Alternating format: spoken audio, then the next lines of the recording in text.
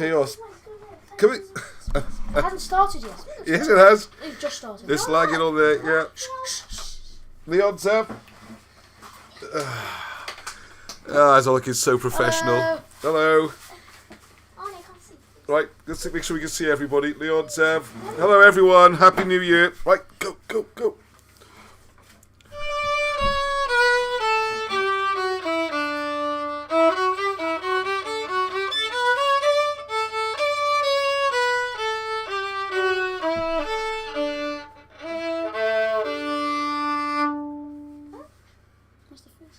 What do you mean? You're doing January, come on. Yeah, that's the other one that Mummy told me. Oh, I didn't know about that one. Just play the song we've practiced. Next week.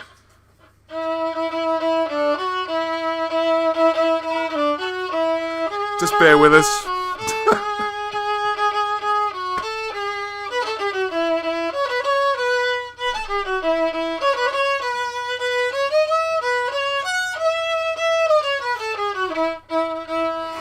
Wait, one.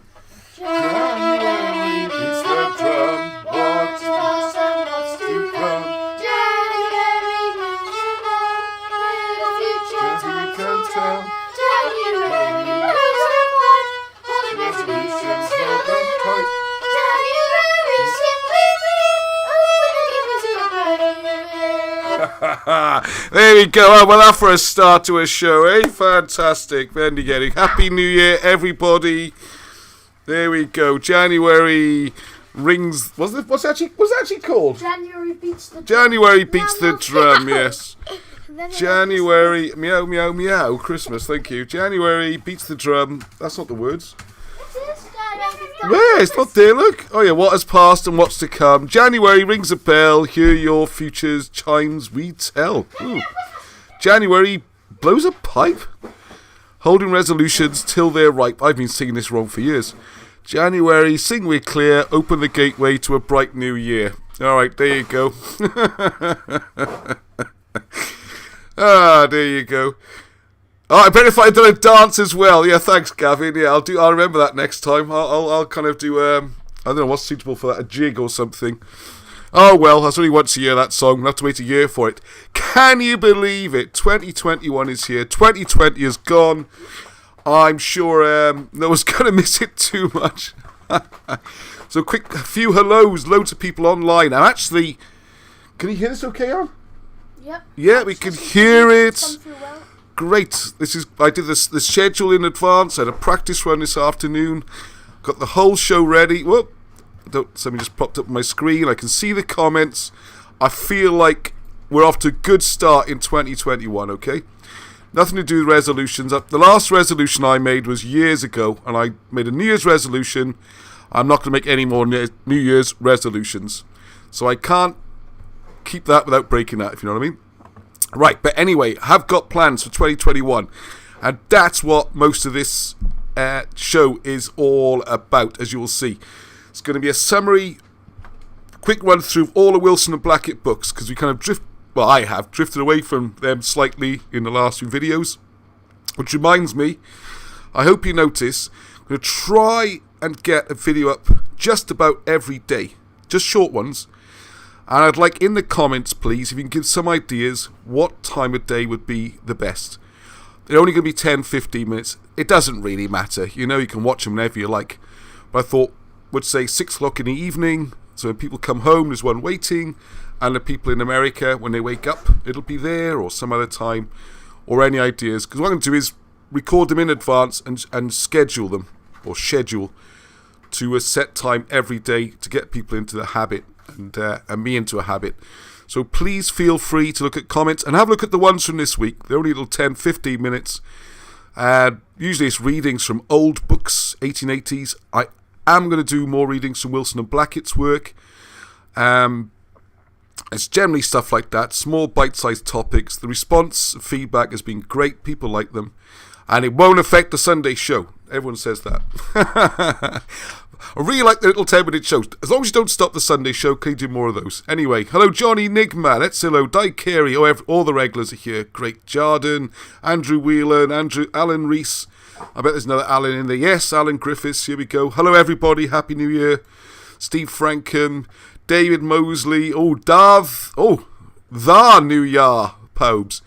That's a kind of German Welsh, is it? The New Year, Pobes. I like it anyway. And thank you very much, David. I was going to send you a thank you. I was going to mention it on the show. He sent me a brilliant book, which I have right here. So thank you for that, for my little bonus Christmas present, which is The Ancient Paths by Graham Robb, I think. Which I think people are aware of this. And this goes back to the really ancient times, thousands of years ago, when you can see how people walked around Europe and Britain and how the roads might be far older than we think. Alright, so I'm looking forward to reading that. Thank you very much.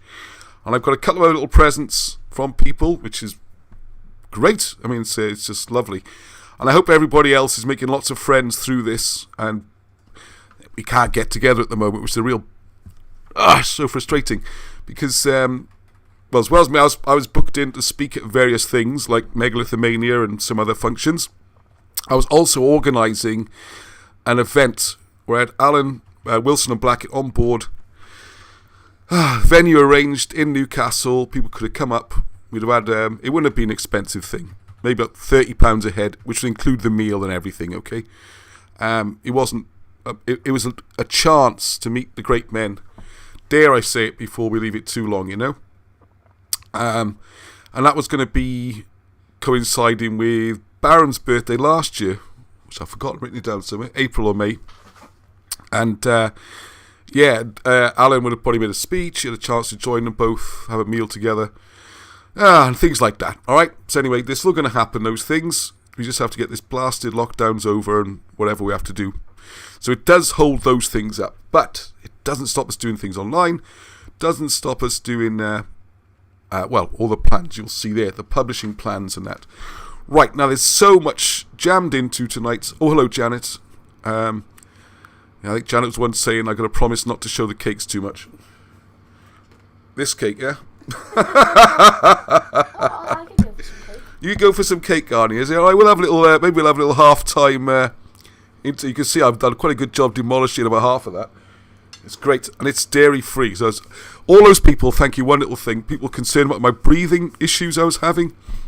It was some sort of asthma or something, and I was recommended by Patricia particularly, and I think Janet and Mandy, so thank you very much.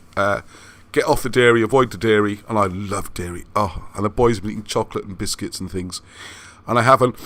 Look at that, clear as a bell. So it's especially made for me, unlucky Arnie, because it's completely dairy-free. There's no butter in this tish and lap. No cow milk was harmed in the making of this. Anyway, right, we have got so much to cover. I'm going to get straight into it, alright? Hang on, says he with... I love it being prepared for once. It's like so unusual, isn't it? Right, hopefully you now see the Wilson and Blackett thing, which looks really weird, white out of black, as it were. Alright, so hopefully you can still see me in the corner. Brilliant. Yeah. Now, what I'm going to do is I'm going to go through all the books. I've got all the Wilson and Blackett books that they've written here, okay? How strong are you feeling, huh? I don't think you can lift them all. Too heavy. Too heavy. Too heavy for the wee bairn. So you could have left your computer so we could actually see what's on your screen, couldn't you? Hang on. I want to do a thud on the table. You're going to do a thud factor? Oh my goodness. Hang on, can you see those on this picture? What's my mouse? What's it? I'm not sure, and the way everything's gone wrong in our previous shows. Okay, I'll just put it down. I don't think this is a good idea. There we go. Thanks, you can't see me now. New books. These are the books. Where's your picture gone, Alan? I can't see the screen. Oh, wait, I just switched to it. Arnie's now watching No, I just switched. some YouTuber playing a stupid Purell game, alright? It's working. Okay. Alright, hang on, let's just put them there for a second, just to give you an idea. There's my exercise for the day. Oh, God. Okay. Thank you, Arnie. Put those back a minute. So I'm going to whiz through those books and all the new books that are coming up this year, okay? Exciting times, exciting times. But first of all, there's some interesting things that people have sent me to look at and things we've discussed during the week. And one I have mentioned here before. I was going to...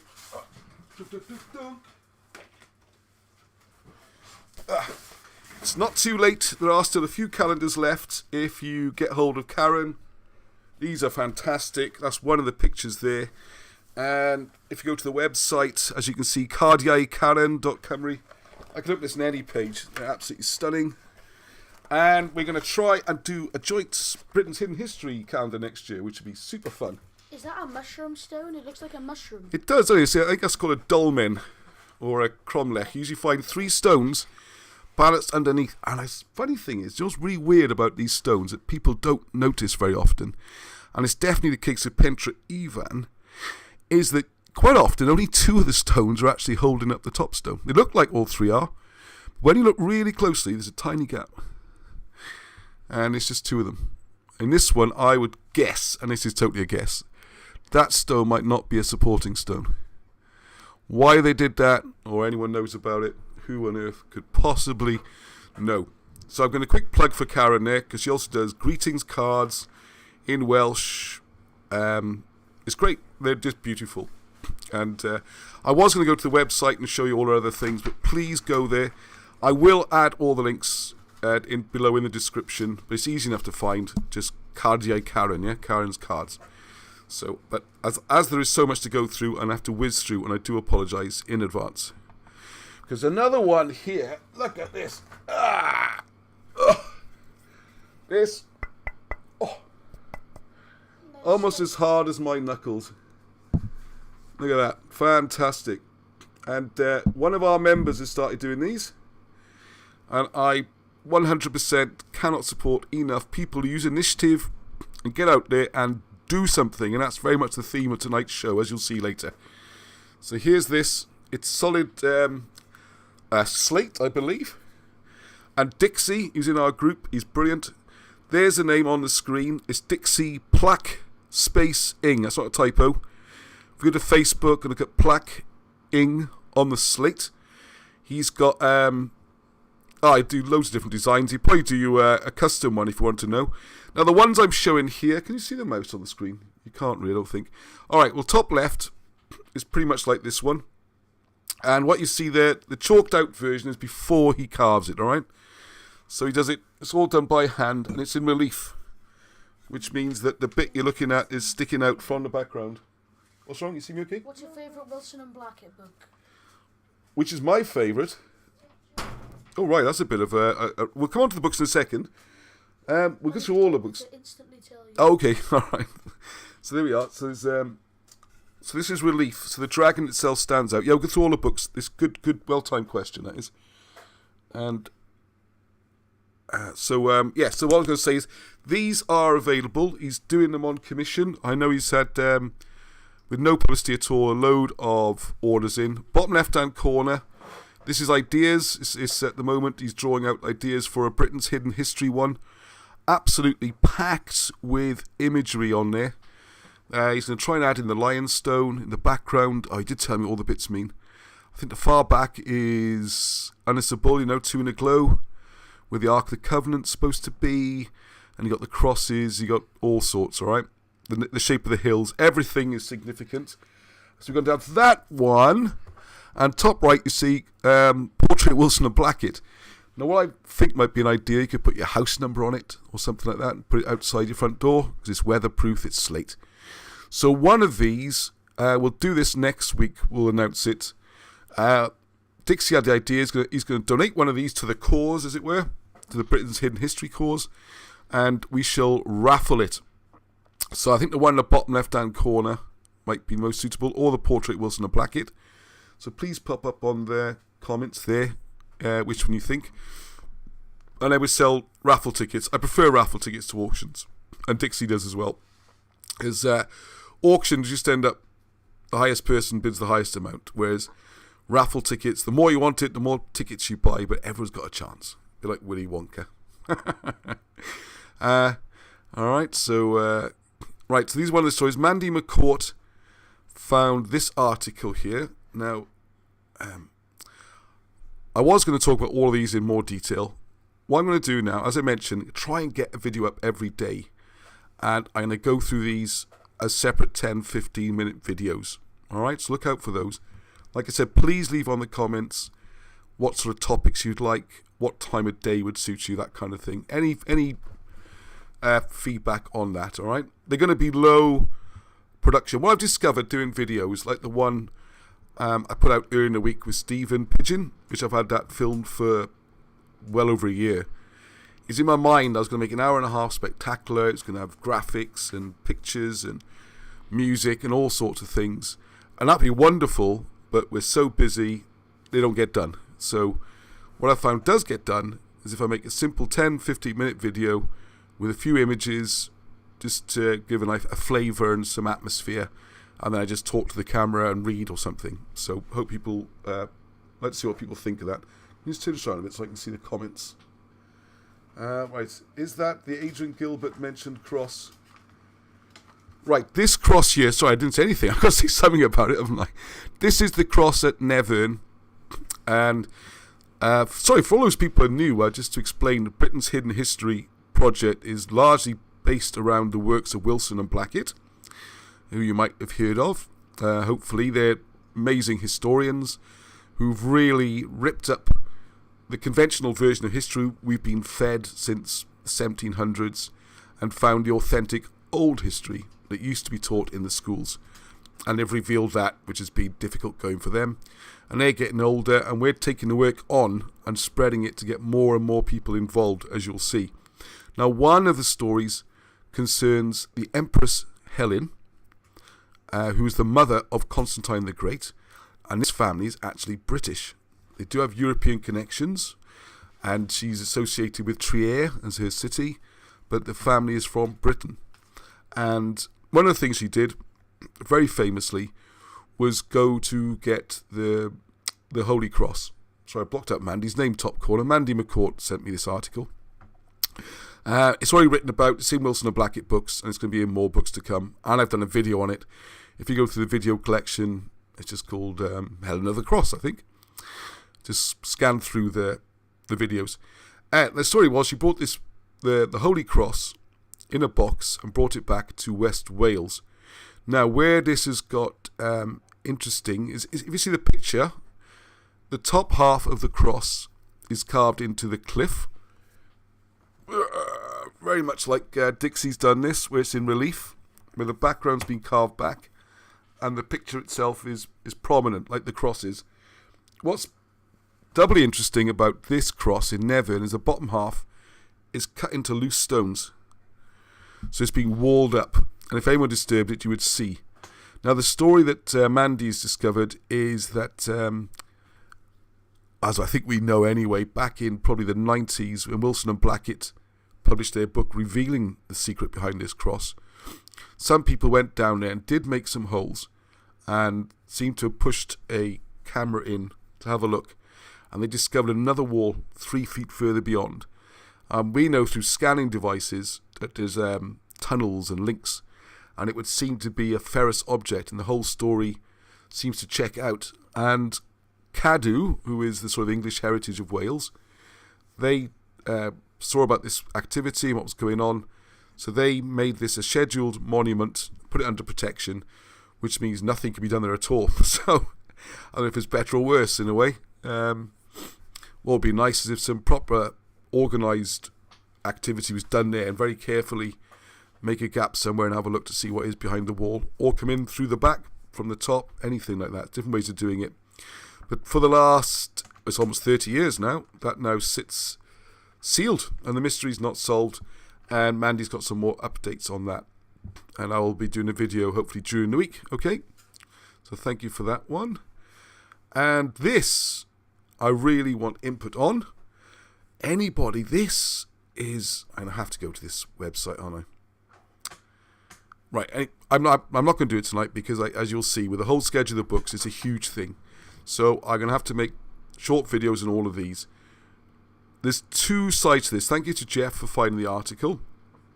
And what you're looking back is the significance in the astronomy of the Seven Sisters stars. Now, what struck us as well is that when you look at these stars, the name of them, the Seven Sisters, there is a place near Neath in South Wales called Seven Sisters. Now, the story is there was a local merchant not that long ago, I don't know, 1840s or something, and he was quite wealthy, and he had 7 daughters and he couldn't get them married off, and he set up this place, and it became named Seven Sisters after the 7 sisters he couldn't marry off, which you'd think would be 7 daughters. But it strikes me as one of those stories which doesn't add up. It just doesn't seem right. And when Jeff sent this through, mentioning the myths about 7 sisters stars, how old they are, I'm not so interested in that side of it, but what I am interested in, would like people to help with, and we have people in that area, is see what you can find out about 7 Sisters Place, because it's very near to a place called Colburn, which are tied in with the ancient writing. And as we keep finding more and more all the time to link Britain, not just Wales, all right, England, which reminds me of something that came in today about an English place, that we need to, it was no surprise to find more and more of these names tying in with what's going on. So I'd like to know the original Welsh name as well for that. So we've got 7 Brides for 7 Sisters. It was a film too, yes? Yeah, oh, don't get me on 50s musicals. Pooh. Specialist subject. Anybody on the Garth last night? Seen some lights up there quite late. Oh, right, okay. By the way, you don't need to shout. Oh, he's got the headset on, so he's... so he's got the... Oh, you want to be here on there? Oh, okay. Yeah, no, you're quite right. Good idea. Was anyone up to Garth last night? Yeah, I don't know. Obviously we were up there in the day. Was that yesterday? God, it seems ages ago. Pardon? We were up on the Garth yesterday, weren't we? Yeah, in the day. Yeah, we had a good play on the Garth.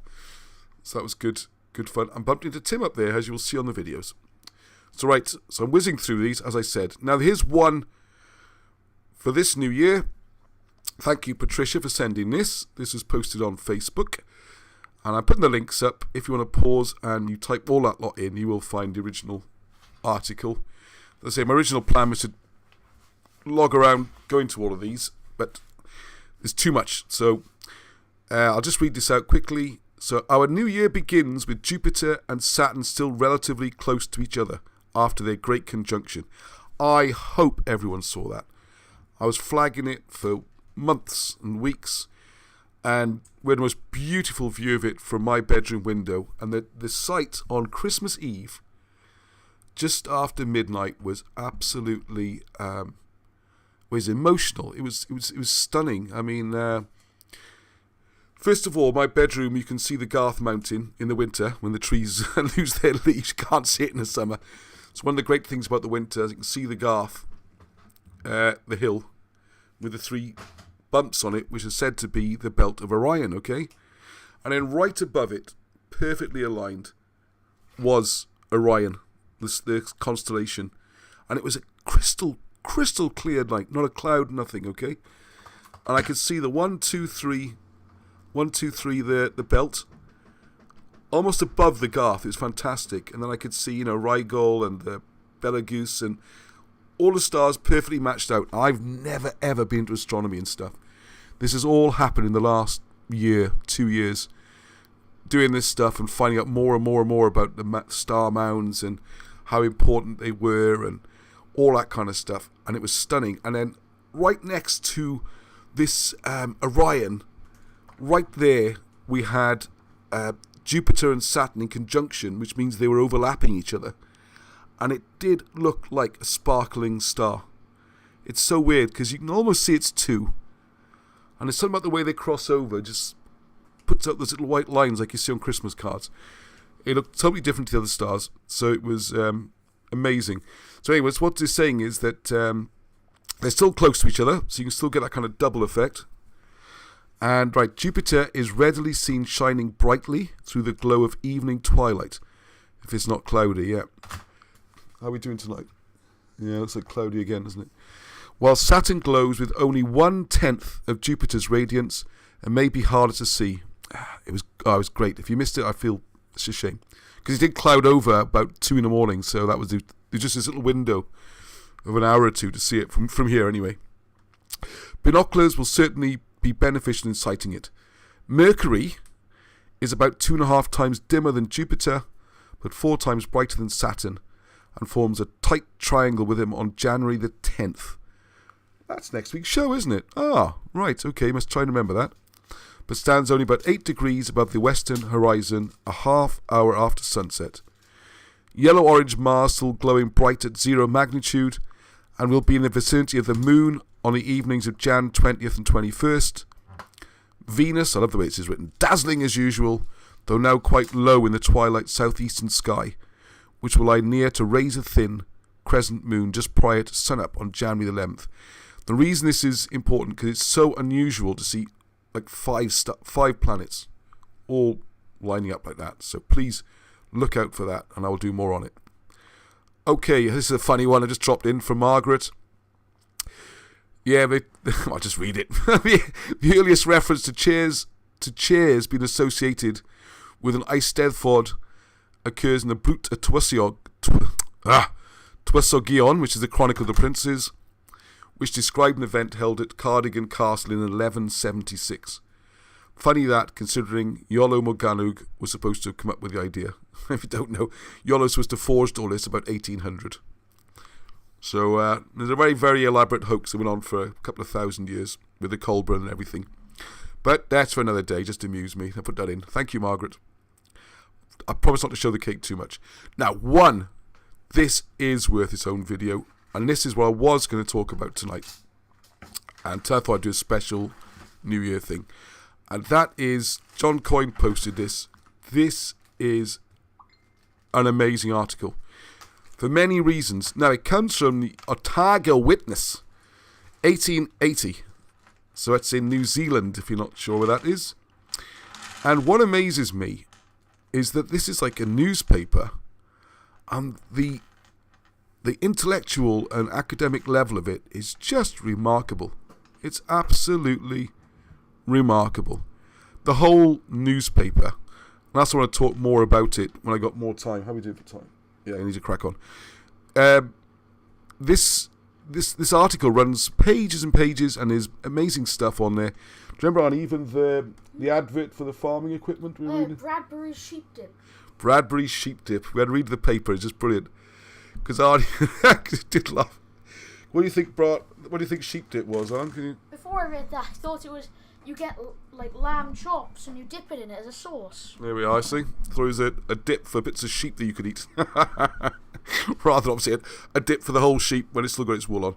Because generally we call it mutton or lamb when we eat it. But yeah, it was funny. It took about 3 days before I realised he's got a dip for the sheep. So the wording of the advert even was beautiful. The grammar and the good words they used. So the testimony which we have already examined seems to be conclusive. Oh, this is part 3. Why have I put part 3 on screen? I don't know. There's a whole series. And the whole series deals with the Welsh migrations. It's amazing. The Cymru migrations.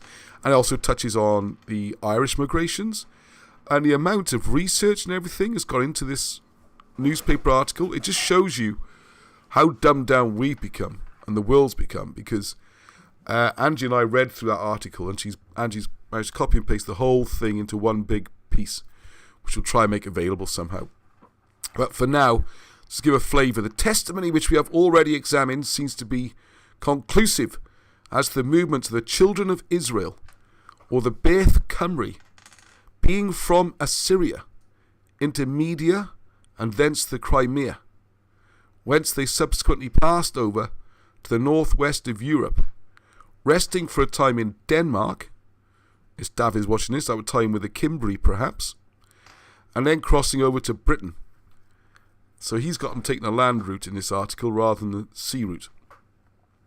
Yet there are a few interesting facts which I should which I'd like to have noticed particularly, and it goes on then page after page after page. The details, the evidence, the story. This is the kind of thing people used to discuss 100 odd years ago. It wasn't like some bizarre conspiracy theory or, myths, legend stuff. So I will come back to that, all right? So this has become a big trailer show, isn't it? And my cousin Neil has discovered something that maybe you're aware of, I wasn't, which is the Boston manuscript.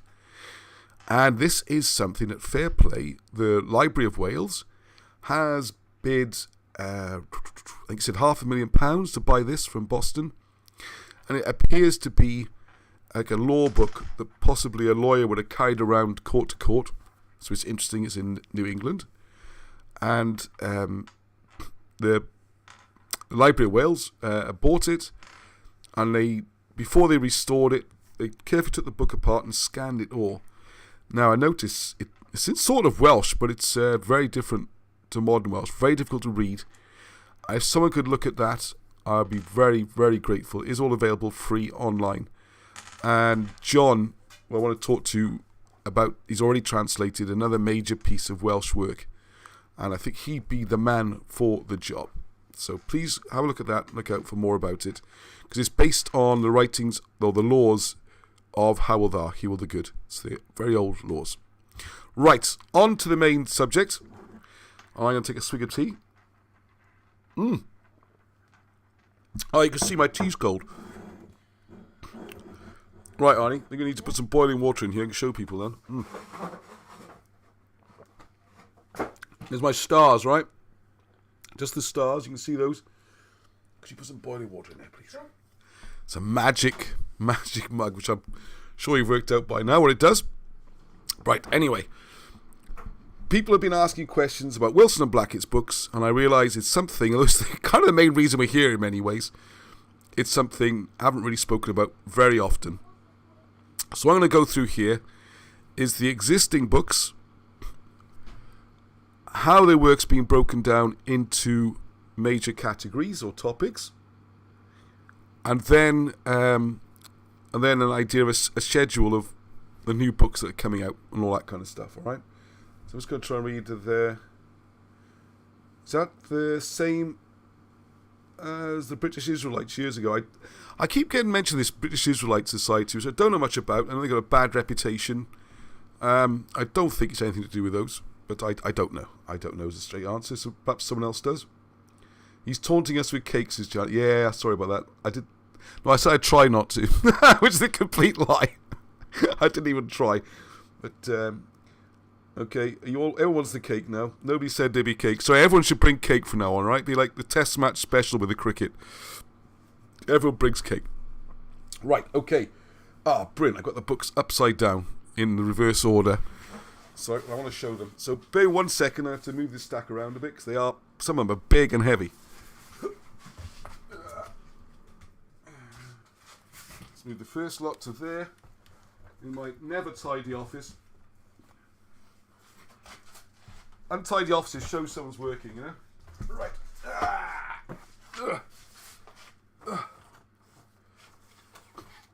Okay.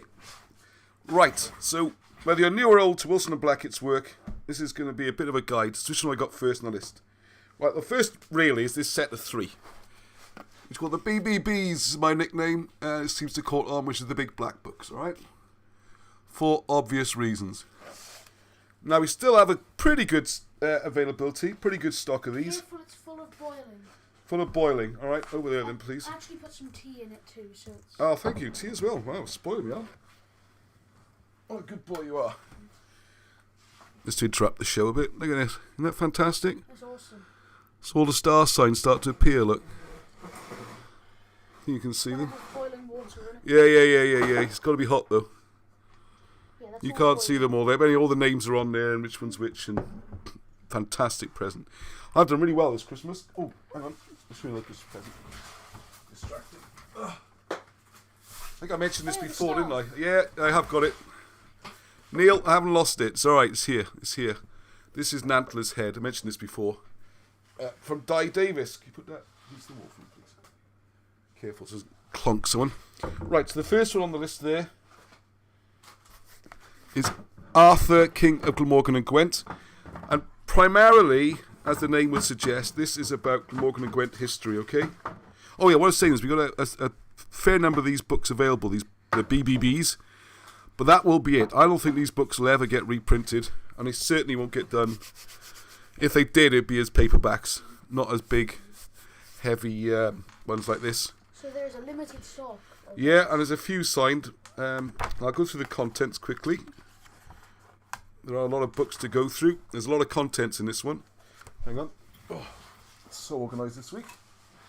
A pair of glasses would help at this point. So please, on the comments as well, can people say which ones they like the best, which ones are their favourites, that kind of thing? So there's some general comments about how it all began, and then the Arthurian Kings of Wales. It goes in quite early, this one. And then it's going to go through Arthur. This is Arthur II, by the way, son of Myrig. Yes. Finky is asking how much for all 3 of them signed. I think these are £30 each, aren't they? And we'll probably do a bit of a deal on a triple, as it were. I'll show you. I should show where to get the books from, shouldn't I? That'd probably be a good idea. Go to Hieroglyphs.com, and regular contributors like yourself, Finky, will help you out on that anyway. But yeah, they are £30 each. Which let's get a little bit of background. I always divert, don't I? Is that when I really started getting into this full on a few years ago, I know how difficult it was myself to get all the books. And if you go online and look for a lot of these books, they were, even the big black books here, they were selling for hundreds and hundreds of pounds if you could find them at all. And you know that ones we haven't printed yet, like King Arthur Conspiracy, things like that, you go online and have a look on Amazon or eBay and they're like £1,000 and stuff. Which to me is the same as censorship. You know, people aren't going to spend that kind of money for a book. Or maybe they will, but I mean, come on. People, no. And there's only a couple. Yeah. £1,000 on a book. Yeah, as Andy says, you wouldn't spend £1,000 on a book, would you? And even if you did, there's only a few of them around. And this was the main driving factor to get into reprinting the books and getting stocks of the books, was to make them affordable. And also want to emphasise that out of every book sold, a proportion goes to Wilson and Blackett. With the big black books, they had the stock. I have bought, at my own money, the books off them and paid up front. So Wilson and Blackett have already been paid, okay? And I give them a commission on all the revenue that we receive. And they get regular checks from us on that basis, okay? So what we're doing here is, we need to sell them because we're all constantly out of pocket. Same when we print books, we have to pay all the print and everything up front. And this isn't profitable. Maybe one day it'll be profitable. Let's hope so, eh? But for the moment, the difference in price of books, we're keeping the price as low as we can while still making a few quid to try and keep things going, all right? Because it's becoming a full-time activity. So we do need some help. We can only keep going for so long on nothing. Right. So we have the Arthurian kings of Wales, then King Arthur's line of succession, and then lots and lots of evidence. That's what this book is about, okay? So there's King Arthur and the Brutes d'Angleterre, the Brutes of England, and then all the generations of the kings, and more about the folk tales of King Arthur, the Vandal invasion of Britain, which is important. That's where they became the Mercians. Then we got Knights of the Round Table, who the historical people were that represent them. The end of Arthur's kingdom, there was a little bit of a touching on the comet and stuff like that. How the story's been misread, the Glastonbury myths, a lot about Brittany and Amorica and the Third Kingdom, as it's called. The evidence in the holy places. So it's a good all-round book. It's beautiful. It's huge. It's a big A4 book, packed with fairly small text and loads of photographs. So there you go. And when they're gone, they are gone, all right? So you want to get hold of those while you can. I'd rather people in the group got them if they can, please. Just for your own benefit, no hoarding and all that kind of stuff, okay? That's happened before in the past, and we don't want to go through that again. Right, okay, what have we got next? Charters of the Kings. Right, this.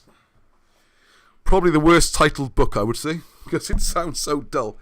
It's a book full of charters. And I think I owned this book for at least 2 years before I opened it up and read it, really. And it was what a surprise I had, because there's a lot more in this book than that. What it does do is go through the second half of the book is about the charters, which are more interesting than you'd think, because rather than just they're all loads and loads and loads of them are translated, and then each one is a little story on why it's important. Let's just pick a random one. Might regret this, but do a random one. Grant of Ilias, son of Morlas.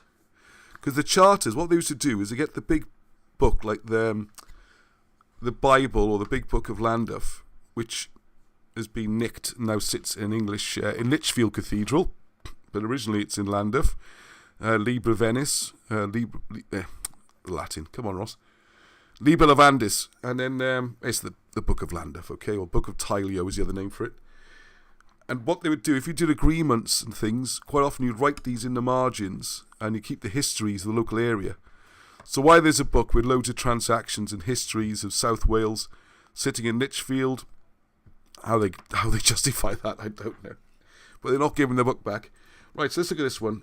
So Ilias, for his soul, and the inscription of his name in the Book of Life, gave a mansion in the middle of Abermynwy, which is the town of Monmouth, and 4 modii, about 36 acres of land about it, with the approbation of King Ithael and his sons Fernwile and Myrig, and with every payment, great and small, to St. Dubricius, St. Tylo, and St. Odysseus, and in the hand of Bishop Berthgwyn, and all the successors in the Church of Llandaff. Now what he'll do then is go to... that one is just a straight story, really. Some of them will tell you about this. There's some bells being deposited on the ground, and who this is, who it refers to. There's loads of them, all right? And they are...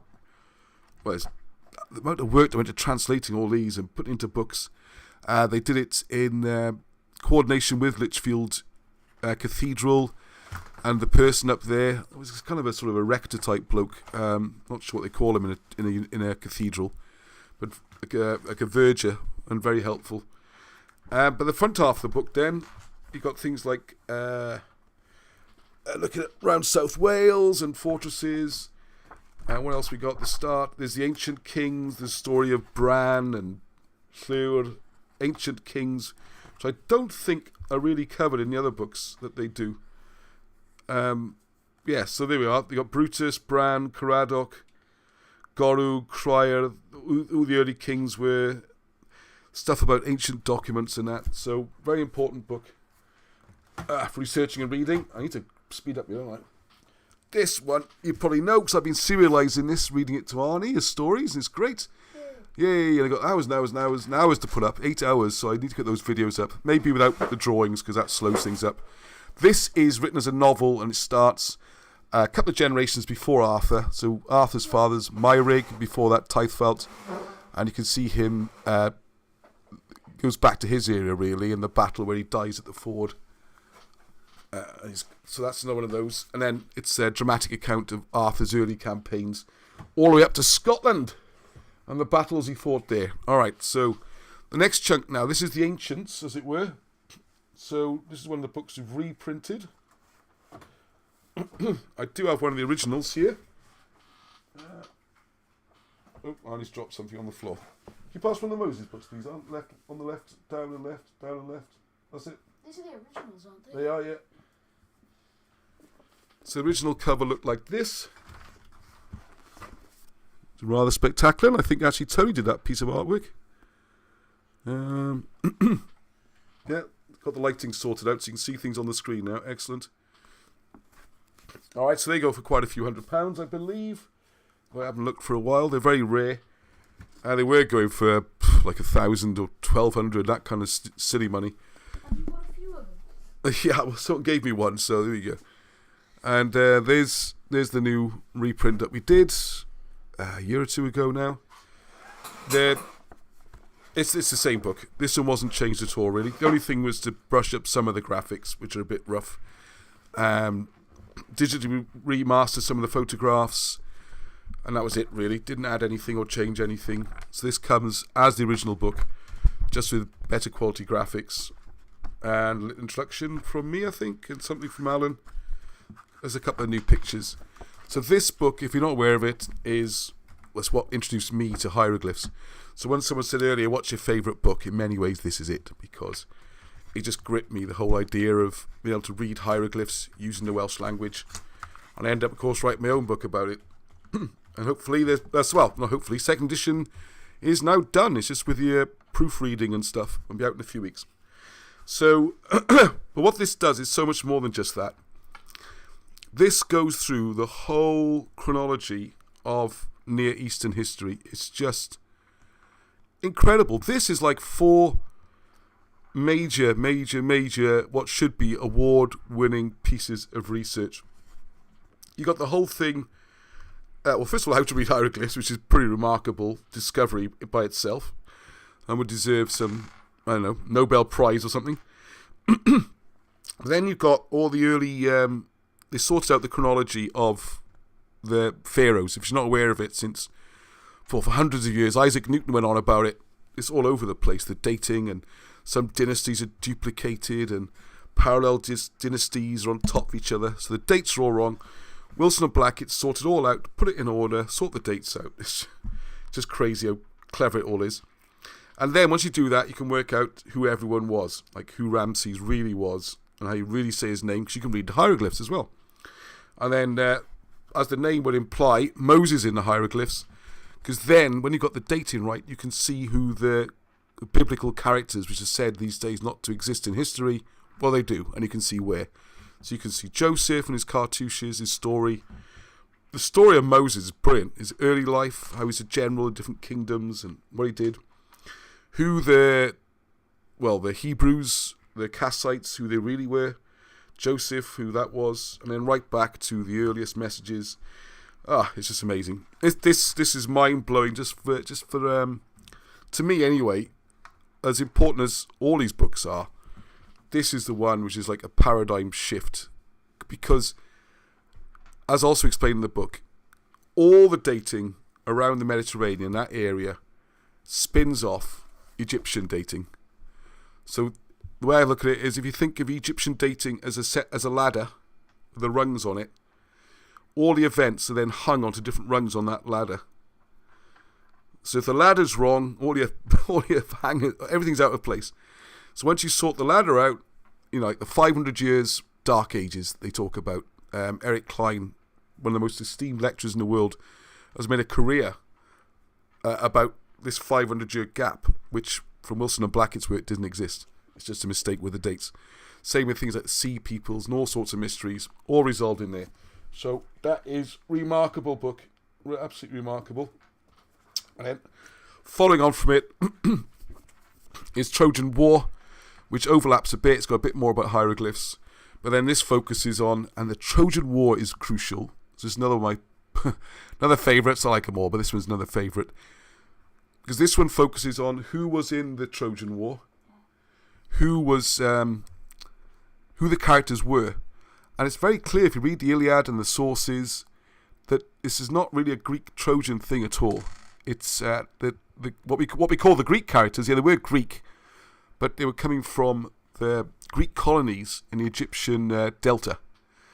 So you can find out in here who God, my mind's gone blank a minute. Paris and Hector were on the sort of Hittite side, and then you got the Chaldean side, and there was a massive war going on out east. And a bit like D-Day in World War II, this was like a secondary front. This wasn't the main front. And that explains then why all these different countries get sucked into it. Because they're all vassal states of these big empires, and they have to travel to join in, as they're called. In the same way that World War II, Britain would have allies from all over the Commonwealth. The New Zealanders were fighting, Australians would be fighting, all this kind of stuff. Just very much like that. And you can see in there who Achilles was, Menelaus, Agamemnon, Helen. It all goes back to Egypt and the hieroglyphs. And it's crucial, because this also then ties everything in with the British Cymry migrations, which is why this book, of all of them, is in many ways the most controversial, and the ones that mainstream academia has most attacked and tried to get rid of. Because this is the one, even though Schliemann found Troy in 1876, they're still trying to make out it's some kind of myth.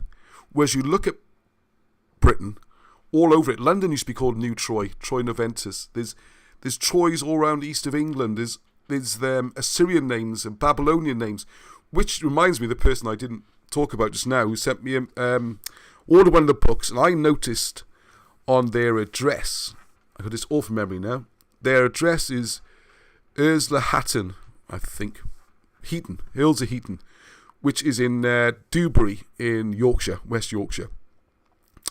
Now, Dewbury is interesting for a start, because and you can check this on Wikipedia, Dewbury is thought to come from the Old British for Dewi, buried. And Dewi's one with God. It's not David, as they say. It's that would be David. So Dewi could be someone important. And Dewbury, same as we got Arthurstone and Oldbury being places where King Arthur I was buried, Dewbury is interesting. Now, the place where this person lived, Heaton,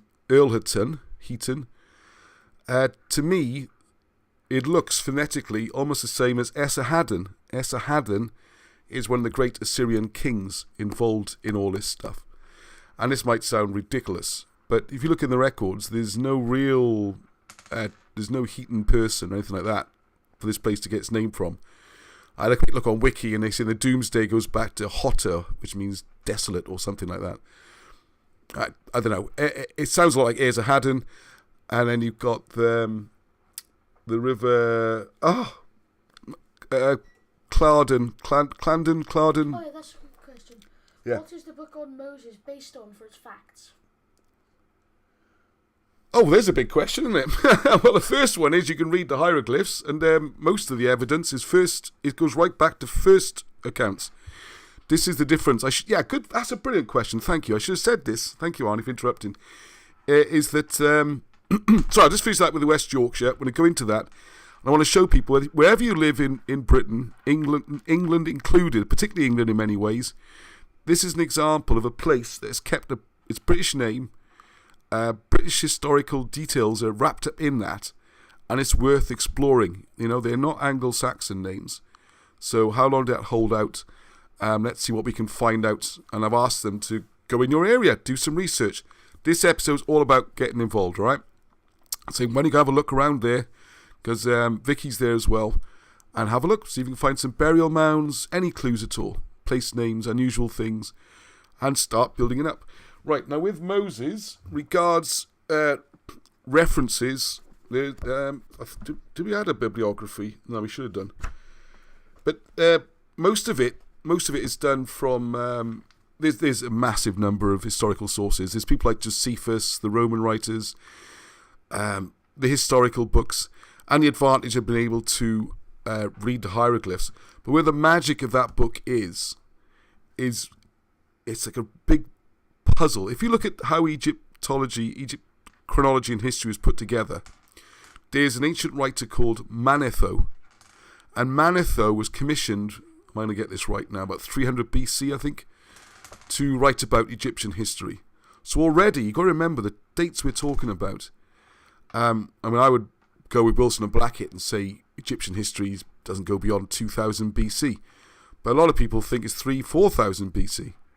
So this guy was writing about, just over 2,000 years ago about stuff, some of which happened 2,000 years before him. So it's not exactly a first-hand account, even though it's very old. The problem was then that Manetho's records only partly survived. And also, it's very clear, because I think it's Josephus and some other historian had to write up a copy of them from limited content.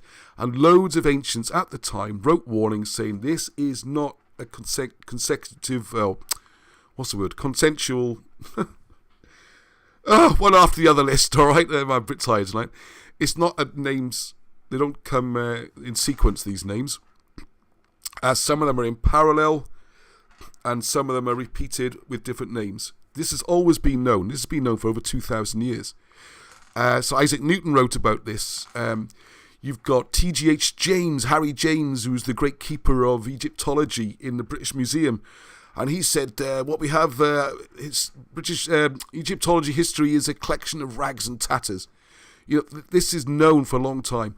And the genius of Wilson and Blackett, which you can see in this book, is they don't just smash apart the existing version that's been put together. They then show how it should go together. And a lot of it is just working it out from the original source materials. It's a staggering intellectual achievement. It really is. As is Trojan War. So right, flying on. We're not exactly flying. I'm staggering around, aren't I? I hope that answers your question. I give myself a plug.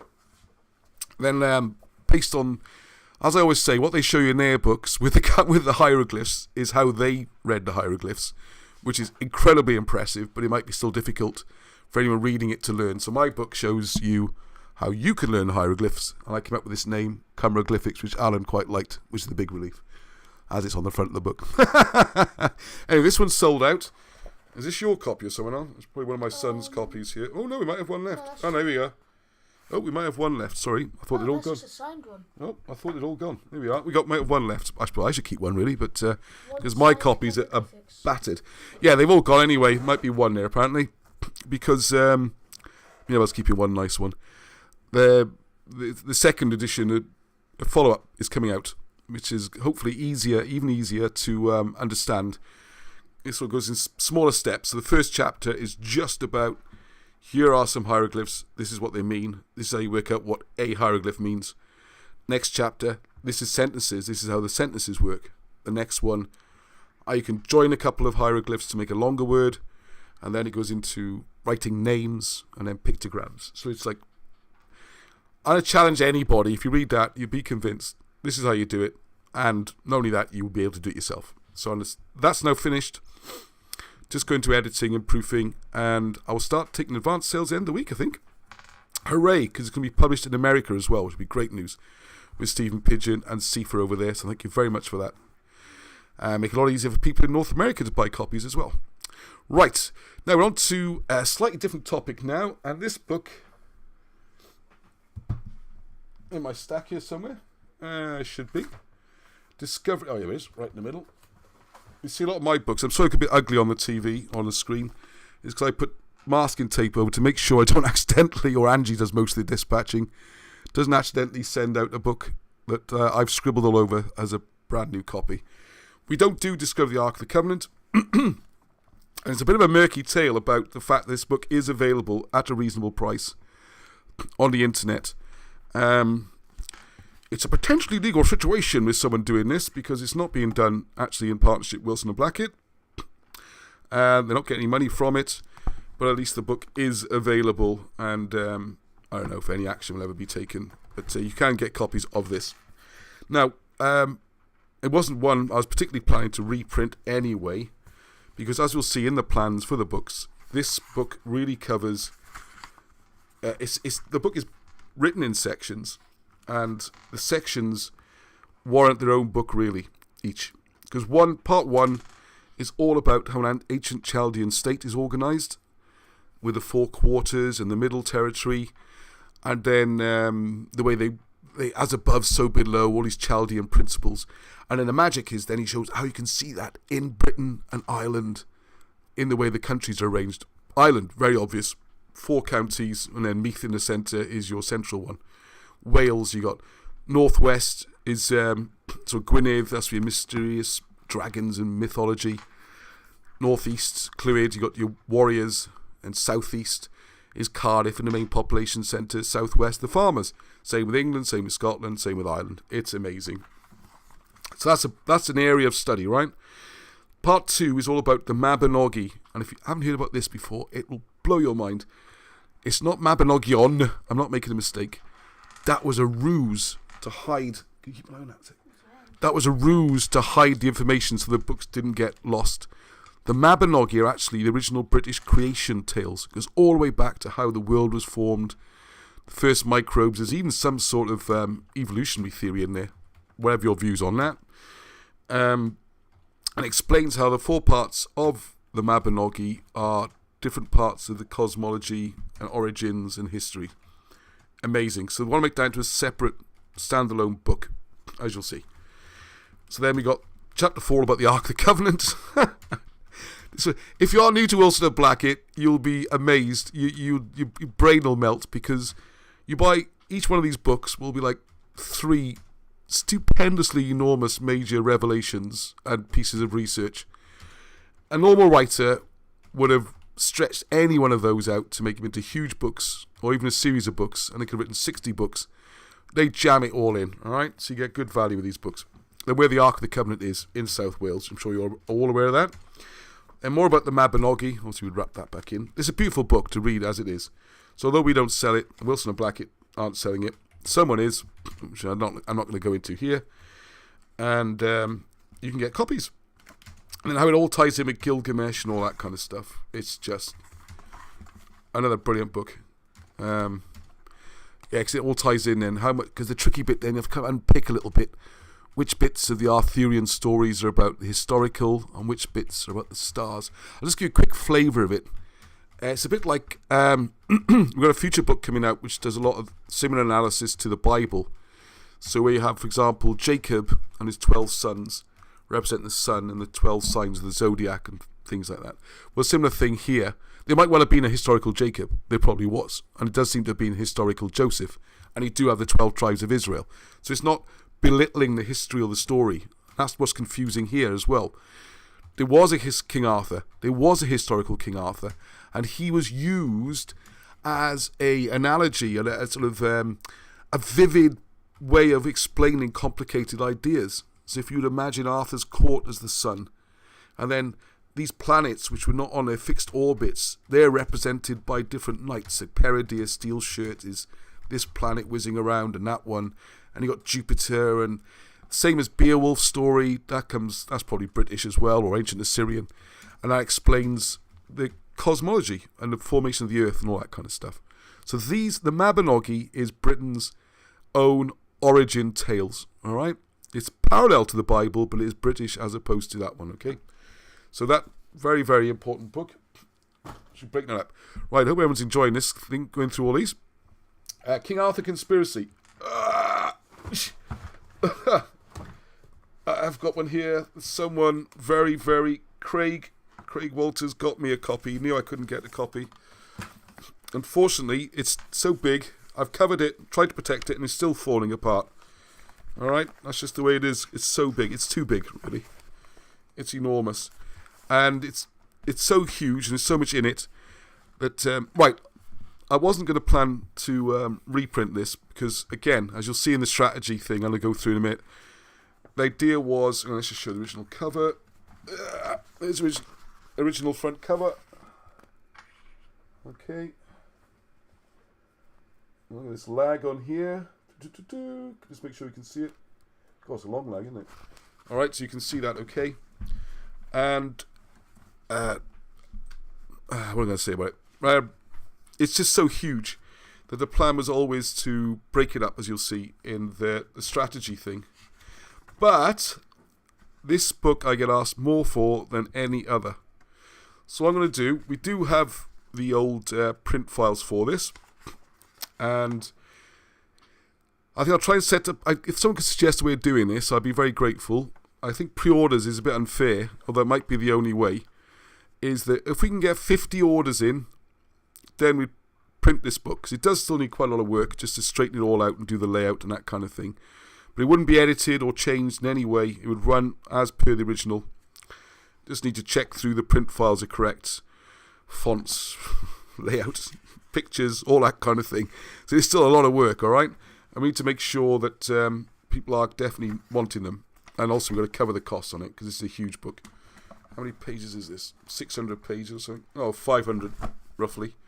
Right, so, if you're not aware of this book, the sections you want to do specifically as ones of their own. I need to read some of this. London Stone. Oh, there's lots of good chat going on. Yeah, just tell them would rather than buy the books off our website. Yeah, I'd rather you bought off the website if you can, please, because we worked out the other day, Amazon, we finally did some accounts, alright, because we have set up a proper company, everything legitimate, everything above board, you can see the money, how much goes to Wilson and Blackett, all that kind of thing, how much goes to writers, contributors. It's all done properly. So for the first time, we actually did proper accounts about a month ago. I was like, bloody hell. Oh, excuse my language on a Sunday. But Amazon take about £5 out of every book. So if you notice, we are going to bump up the prices slightly on Amazon because it's not right, you know. It makes a big difference because we're not working on huge margins anyway. One of the tricks they do, for example, is Amazon charge the purchaser a postal charge. And then we have to send the book out, and we don't get that postal money. It's outrageous.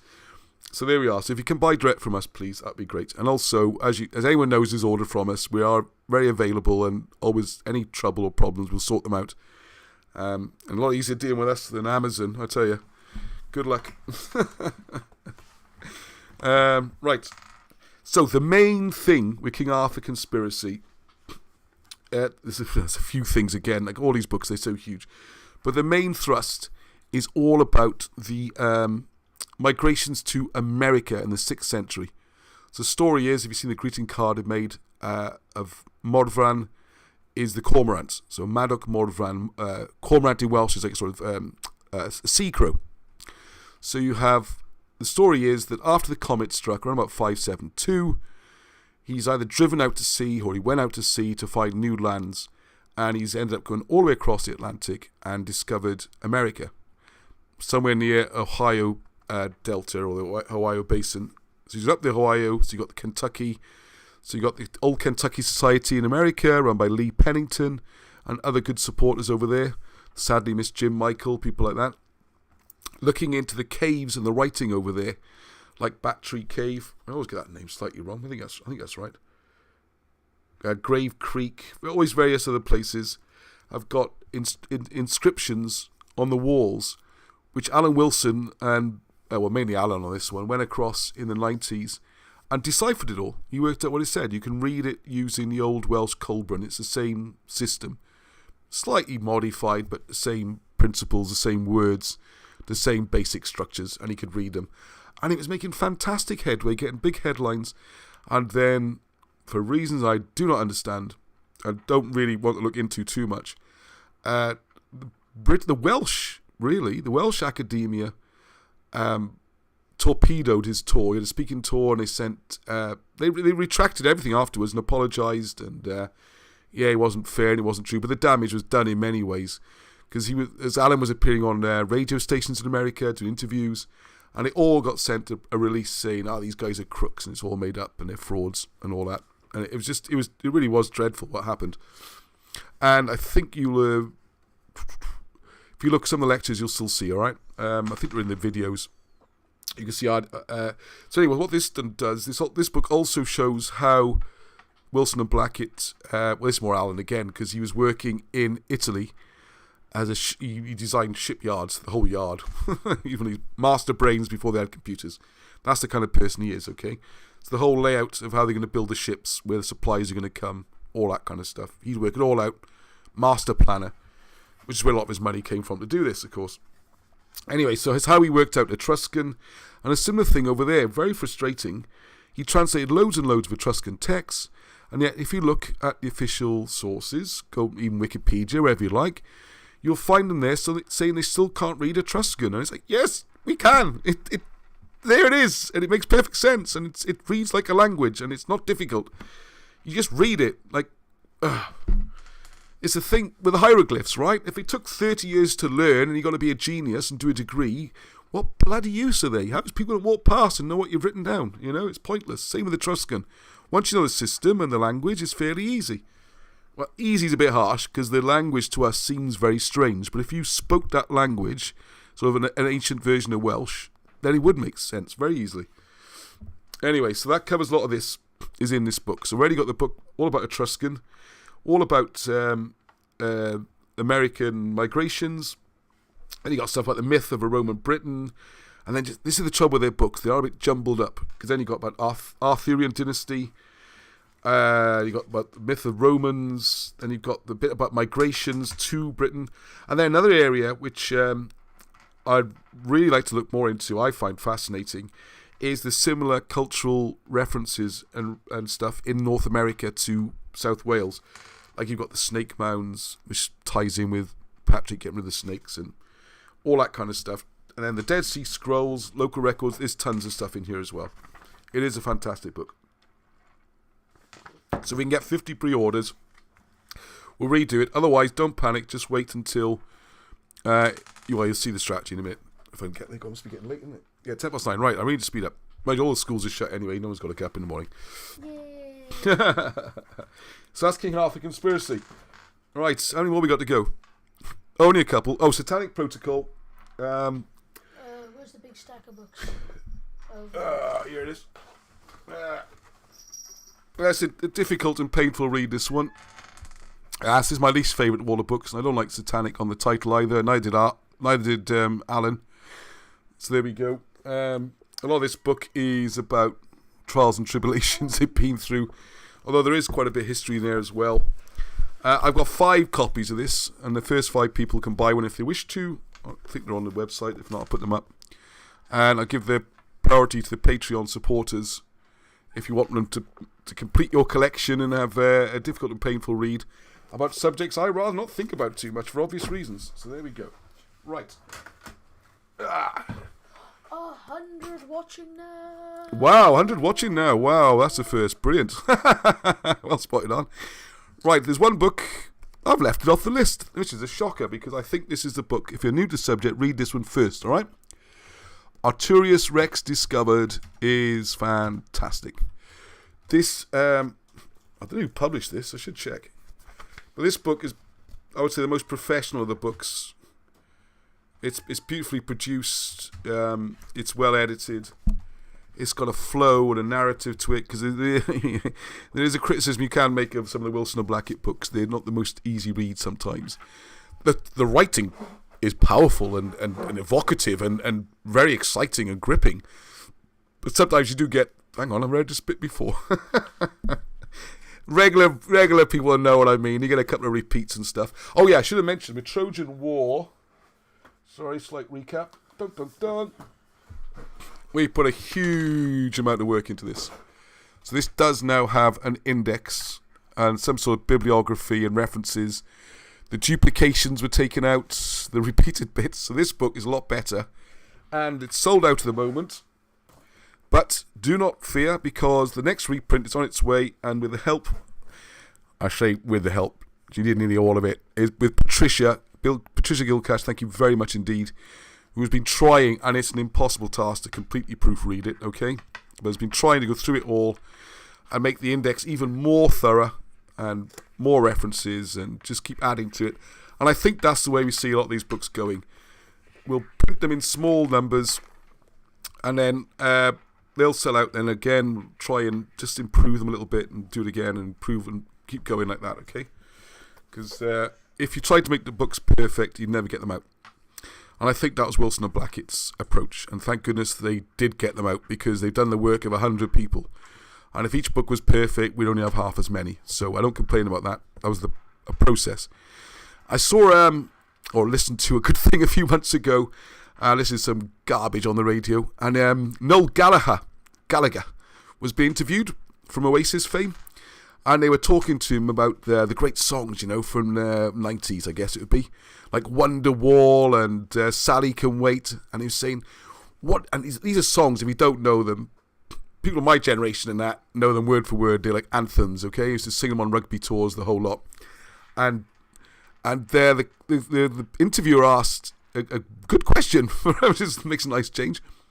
He said, what did it feel like to be writing these great international anthems that people all over the world would be singing?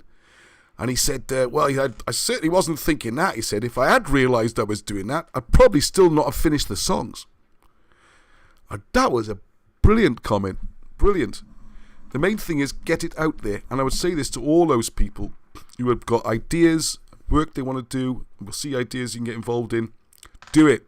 Just do it. It hasn't got to be perfect, right? It hasn't got to be perfect. It's got to be out there. That's the main thing, okay?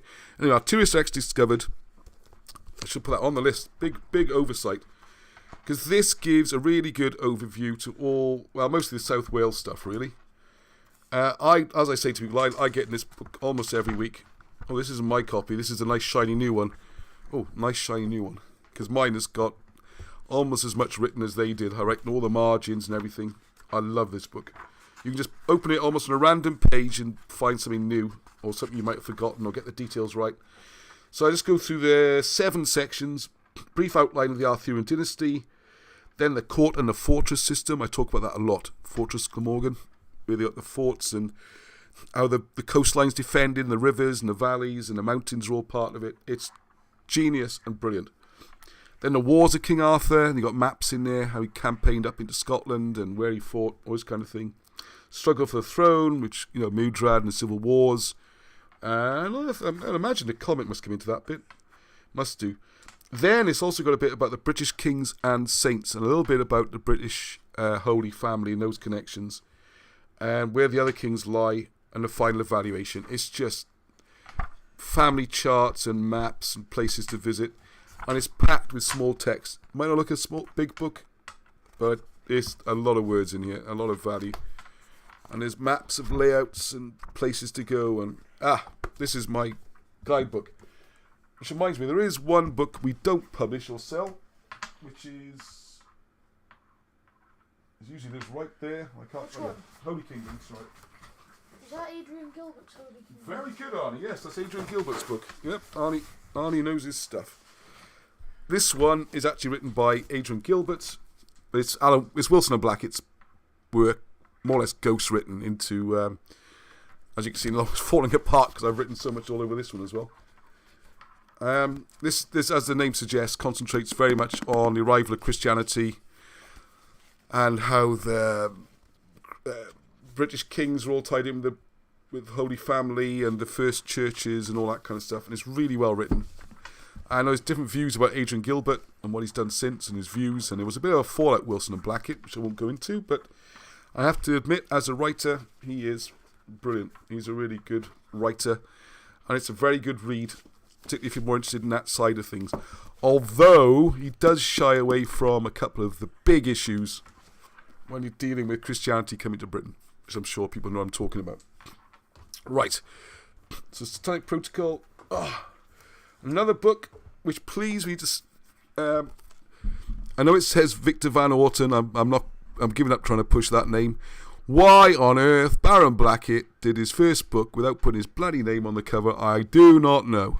I spoke to him 2 years ago saying, please, put the name Baron Blackett on it. You are famous. People want to buy your books. No one has heard of Victor Van Orton. I don't know what he was thinking of. I think he thinks another writing career is going to start because this book's in two halves. First half is a lot of information about who Patrick really was, where he was born, all that kind of stuff. So crammed really into the first couple of chapters. Then the second half of the book, he sees himself very much as this sort of Dan Brown, where he's spilling out a lot of history in a novel format. And with St. Patrick being such a worldwide phenomenon and so famous, and it being such an exciting little story in there, that was the plan. And yeah, it's very good actually. When I first looked at it, it wasn't what I expected. I was expecting another academic sort of Wilson and Blackett style book, and I have to admit I was a bit disappointed. And I pre-ordered and paid for most of the print run, so there you go. So I've got boxes of these now. So there's a good looking picture of, not many people know there was photographs of St. Patrick, do they? There he is. That's what St. Patrick looks like, apparently. But it is actually a good book, okay? And please, and of course, as you know, tied in with that, we have the CD on. The St. Patrick's Rock CD, it was on top of the book pile. Yeah, it was on top of the book pile, wasn't it? Which is all now gone everywhere, and they're all nice new books in stock. All right. Don't forget as well, somewhere in there is St. Patrick's Rock Music, which was a cool CD. a very cool CD. Yeah, I like it. I like it. It's definitely got the best introductions of any album I know. Anyway, so we got a couple of boxes of them, so they're going as well. And they're very good. And if you want a complete collection, as people are asking about, you need all these on your list, okay? And you'll miss those songs when they've gone, you know, if we can start playing violins every week. And the story was, Barham and his brother were very nearly very big in the pop world. And I got articles from Enemy and things like that. You'll see in the videos, I did a little piece on it. And then his brother tragically, I don't know, whatever reasons, he drink and whatever, couldn't cope. And they turned up for their big record signing deal, I think it was Sony, in New York. And he was smashed and it all fell apart. And Alan was managing them as well. So the dream was gone. And his brother, rather sadly, died shortly afterwards. And that was Barham just left with these recordings made in the 90s. And then he's paid a fair chunk of money to have more digitally remastered and made into CDs. So you really would like to see those sell well, and so would I. And they're good music anyway, all right. It's not just mercy purchases. It's worth having. We enjoy them in the car, don't we? They're good. Yeah. All right. Oh, hang on. People say they want to pre-order King Arthur Conspiracy. All right. Well, we really do need about 50 of them. Pre-orders for? Pardon? Is that the one you want 50 pre-orders for before you print it? Yes, because that's going to be a big job, and I'd rather do other things with that book. But if people really want it, we've got to make it available, because it's the only ones I've seen online are about £1,400. So it's ridiculous. If people really want that book, I understand. Let's just do it for the sake of making the book available. You know, it's a kind of censorship, isn't it? I want to know what happened to all the first editions. I don't think they all got sold through proper channels. I think somewhere on the line, for whatever reason, someone has scooped up a big chunk of them, and either satin them to make a profit or just satin them so they never see the light of day. There you go. That's my view on it. Right, I think I've covered all the books. Right, so take a breath, take a sip of tea. If you've got some Titian lap cake, have a bite now. Oh, I'll have some. Oh, you'll have some, says Arnie. There we go. There's a funny looking piece there. Go on, you have that piece there. Go on, Steve's cutting a piece, isn't it? There you go. Right. I've mentioned this a few times, but we want to talk about it now. And I want people involved, right? You'll see at the end. So please stay with us. These are my view of the main areas that Wilson and Blackett cover. I might do a separate video on just starting from here because it's important. All these areas, I made 12 last time I put the list together, so I prefer 12 because it's a significant number. But it's 11 at the moment, it'll be 12, all right? These are the main areas, and I'll show you how we're planning to tackle them. So they're roughly chronological because they all overlap, and who knows how old certain things are. So star maps and astronomy. As you know, all around Wales, got these mounds making maps, and Hugh's just done a great book showing a similar thing in North Wales with the mountains, which is amazing. Hopefully, we can talk to Hugh next week or the week after about that. I've got a proof copy here that I'm helping. These can go to final print run. Tim and Rob are helping as well, but it's Hugh's done this book and it's fantastic. So, the importance of the old Chaldeans, as above, so below, and stars and that kind of thing. Then we got ancient civilizations and chronology, which, as you see, is like the Moses book, Trojan War book, looking at who, and you think, what's this got to do with British history? Well, the Britons come back to these ancient civilizations. And this will tie in with Bible as well, because you're looking at the movements by the Assyrians and the times in captivity, and, you know, how does Moses and Akhenaten tie in, and all these things start to make sense due to the work covered by Wilson and Blackett. It's amazing. Some people only want to look at the British bit. Some people only want to look at the ancients bit. Absolutely fine. What we really need is people to bore in depth to all these subjects. Because in my situation, I'm trying to cover all 11 or 12. I'm nowhere near as deep as some people are in each of them. I'm pretty good at knowing a bit about all of them, you know. But to really make progress, you need to dive in. And as I learned doing the hieroglyphs, it's only when you really, really get stuck into a subject that you really start to think in it and really get it. So, what's that, Mr. McCart? Trifle for supper. Everyone's discussing what cakes they have. I love looking at the chat. Brilliant. It's like when I did the one from there was on the first day of a new epoch, you know, on December 21st, up at dawn, blown off my feet, rain, going to the birthplace, the burial place of the second burial place, you could say, of Jesus, to mark the end of Pisces, the beginning of Aquarius. Really deep emotional stuff, and all the comments are about how does my hat stay on. So I like to have a laugh by these things as well, so that's alright. It's fine by me, okay? Right, so I've whizzed through this, Ross, it's getting late. So ancient migrations, clearly that all ties in directly with the Brits, because then you got Albine migrations, who were they, who was Albine? Brutus migrations, who was Brutus, can we track it down? All that kind of stuff. You know, went from ancient Syria to Egypt and all what the Khazats were doing around there. Tons of stuff. Each one of these is a lifetime's work, okay? Ancient writing, how to read it. Of course, got my hieroglyphics. I say mine. Wilson and Blackett did the work, but I've done a book. Right, then we got the early British kings. So that's the kings list going way, way back to 500 BC, even earlier. All right, so you've got origins of the British stories, you know, the three sons and how that all works out. And, well, you'll see in a second, people in the group are already making amazing progress on this. And finally, unscrambling it all and getting a proper story, and it's really, really exciting, okay? Very exciting. And then we got Christianity was born in Britain, which I'm sure everyone in this group knows about. If you don't, if you're new, the idea was that not the crucifixion was terminal, shall we say. After the event, the Holy Family, with or without Jesus, if he survived, had to escape from the Romans who were killing all the Christians, although they weren't really called Christians at that point. And if you look at a map of the Mediterranean, the only place you can run to is Britain, because everywhere else is run by the Romans who want to kill you. And there was loads of persecutions going on. The whole idea that Christianity started in Rome is just madness when you think about it. You know, they're feeding to lions and colosseums and executions and purges and all sorts. Diocletian purge. It's a nightmare to be a Christian under the Romans, whereas in Britain it flourished and became the national religion. First churches, first cathedrals, all that was in Britain, not in Rome. I know, it's quite staggering if you're new to it. So that's a whole subject by itself. What Roman Britain?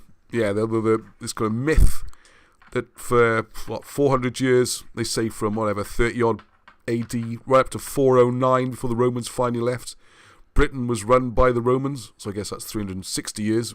It's already not 400 years, just on the official dates. 54 to 409. When you dig into that, you find a lot of those emperors were actually British emperors, and Britain was not only independent, it was actually invading European countries, which is where he ties in with Arthur I and the campaigns all as far as Greece. And it was interesting today because I don't know why, I was watching something on YouTube, doing some research for this, and suddenly it prompted as the follow-up video an interview with Montgomery, Earl Montgomery, who was the World War II field marshal in charge of Britain and American troops at one point. He had more Americans under his control than any American field marshals had, so there we are. But not doing World War II today, I'm not getting down that rabbit hole, the myths of World War II. But the point was, his official title is Earl Montgomery of El Alamein, which is in North Africa. He's still a Briton. He's not from North Africa. So the same way as you got Arthur, King of Greece, was not from Greece. That's just where he fought his campaigns and where he eventually died. So that whole subject's brilliant. And again, researchers are piecing together all the kings and who they were and how they tie in. The whole point of ancient research is, and getting back to that earlier question about where the Moses research come from, the whole point is to get multiple sources and try and make them match. If they're independent sources, brilliantly. If someone says this happened in 500 BC and someone hundreds of miles away, and they're both verifiable sources, also says this happened in 500 BC, it's very likely it happened. Because why would two distinct people be writing about the same thing, saying the same thing? So then what you'd have to do then is allow for a little bit of, language differences maybe, or names changing, and try and piece it together. And you're going to be amazed at the progress. And that'll be out a couple of months, I hope. I'll show you anyway the plan. So this whole idea of Roman Britain is being blown out of all proportion. In Wales, Wilson and Blackett reckon maybe 20 or 30 years, and all they had really was a toehold around Caerleon, like a trading port. And similarly in England, possibly the southeast of England for a while, mostly it was a trading relationship. And even if you go through the mainstream accounts of history, you'll see times of the Roman Empire split into three, with the western part being Britain run, which would include Gaul and the navies, and the central ones, then all ports east towards Byzantine and Persia and those things. So anyway, that's a big subject. Obviously, our theory in Britain is the King Arthur II. Oh, I can't move that, can I? Be careful. He's the poster boy of all this. Everyone's heard of Arthur. So look at the historical Arthur and that period, which is really the period of greatness for the Britons and for South Wales, with the stuff that's not mentioned, all the saints and the great kings and the campaigns and the battles and the historical stuff there. Next subject, the comet and the myth of a glorious Anglo-Saxon invasion. Yeah, the idea of the comet, I think everyone must know about this by now, around about 572, has gone ripping across above Britain. Although I was talking to a scientist the other day, and he said, "Hey, well, I wouldn't have been a comet." I'm like, yeah. I can't stay calm, Ross, stay calm. He said, no, much more likely to be a meteor. I don't know what difference a meteor and a comet is, but he explained then why it couldn't have been a comet, why it could have been a meteor, and how it would work, and how the bits, and what you'd expect to see in the evidence. And I was like, actually, yeah, that's... I'm going to speak to you some more about this, because that's what you need. You need people who are not really... people come with an independent, objective head towards it. He's also into history as well, but he was more curious to know what the physical evidence was. Like, he hadn't heard of the vitrification, the burning of the forts up in Scotland and stuff like that. So more on that, and I have already got a ton of unpublished information from Wilson and Blackett, backing up written sources and things about the comet. So that's going to be its own book. I'm going to have to put that together, I think. Or we get a volunteer, which we'll come on to in a second. Right, so comets. British migrations to America in the 6th century. already covered some of that when we talked about King Arthur conspiracy, the story of Madoc and all that kind of thing. That's a separate subject, because the next stage is what happened to them in America. And I've been going about this for 2 years now, and it's so frustrating. Alan Wilson's last campaign, if you like, his last research project is, where did the Welsh go next? Or the Cymry, I should say. And he's got a really good idea that they went from the Kentucky, Ohio area. They headed west to through Arizona, down through Central America, and ended up in Bolivia, and they became the Aztecs. I know it sounds bonkers. Nearly all this stuff sounds bonkers when you first hear it, and then you see all the evidence, now it fits, and then you start thinking, okay. Because don't forget, the majority of that sort of Peru-Bolivia area, we're not saying those people are Cymry. There was a small ruling elite that did not intermarry or anything. So that population would have been quite small compared to the overall population, all right? So, not trying to say all people, whenever I mention this, people send me pictures of Bolivians and Peruvians and say, they're clearly not Cymry. No, it's a small elite number. And the clue, as with a lot of these things, is going to be the writing. So once again, I make the appeal I'm always making. Please, there are cave pictures and writing in Peru and Bolivia, and you can't get a decent picture of them. How mad is that? How mad. Well, saying that, mind, when they got the Qumran scrolls, the Dead Sea Scrolls, I think it was like 30, 40 years before anyone could see them. So, but I keep asking if anyone's got a source of those pictures. Please, please, please. And then we can try and read them, which would be very interesting. Then Decline of the Britons. I don't like the way I've written that, but it's the swan song, really. But what's important is that, as with the person I was swapping emails with today, the Britons were going a lot longer than people think. There was no massive shove. There was political changes. An area would agree through pressure or whatever to become part of the Anglo-Saxon domination or hegemony. But the people wouldn't change. They'd still be Britons. They'd still speak the same language and everything else. And then we could look into the idea that the word English and the language name English actually refers to Isinglass, the Iceni. It's not, even that's not Anglo-Saxon. And things like Sutton Hoo and lots of the other things could be part of the, Britons. Alright, so that's a rough breakup into 11, 12 subjects. And the idea is then we produced a volume in each, so that people can buy a volume on the subject they're most interested in. It'll be well indexed, referenced, and if ever someone asks you a question, or some sort of these Facebook arguments, or you just want to tell your friends, or you want to write something yourself, or what was it about Romans? Pick out volume 1, 2, 3, 4, 5, 7, all the stuff about Romans will all be in there. So it'll be the unpublished and the published collated into 12 volumes, okay? Only got 11, should be 12. Right, so let's quickly go through this now. Right, okay, I've got to speed up. Alright, so you have to read some of this yourself. So I'm going through them one by one. So Star Maps Astronomy, what's coming, alright? So we got the compilation of all the information in Ark of the Covenant, things like that.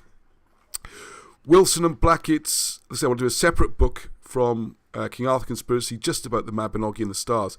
Hugh Evans, it's his own book. We haven't published it, or edited it or anything, or we've given some feedback. So I'm including it in here, I hope Hugh doesn't mind, because it's all part of this kind of bigger scheme of things. I encourage people to buy his book as well, and I'm going to be pushing that in a week or two, do an interview. Right, then we got I'm putting a bit of pressure on now, because we got Steve Willett, who does he's on his annual meditation at the moment, Bob Beavens, people like that. They're doing a lot of work on the Babylonian connections and how it all ties in with the maps on the ground. We want to get that out there, so crack on. Next one, Ancient Civilizations and Chronology. So we've already got Moses and the Hieroglyphs. We've already got Trojan Wars. I've also got a book which I've got the manuscript for, Birth of Religions. It won't be called that. Well, they might do. Not a bad name.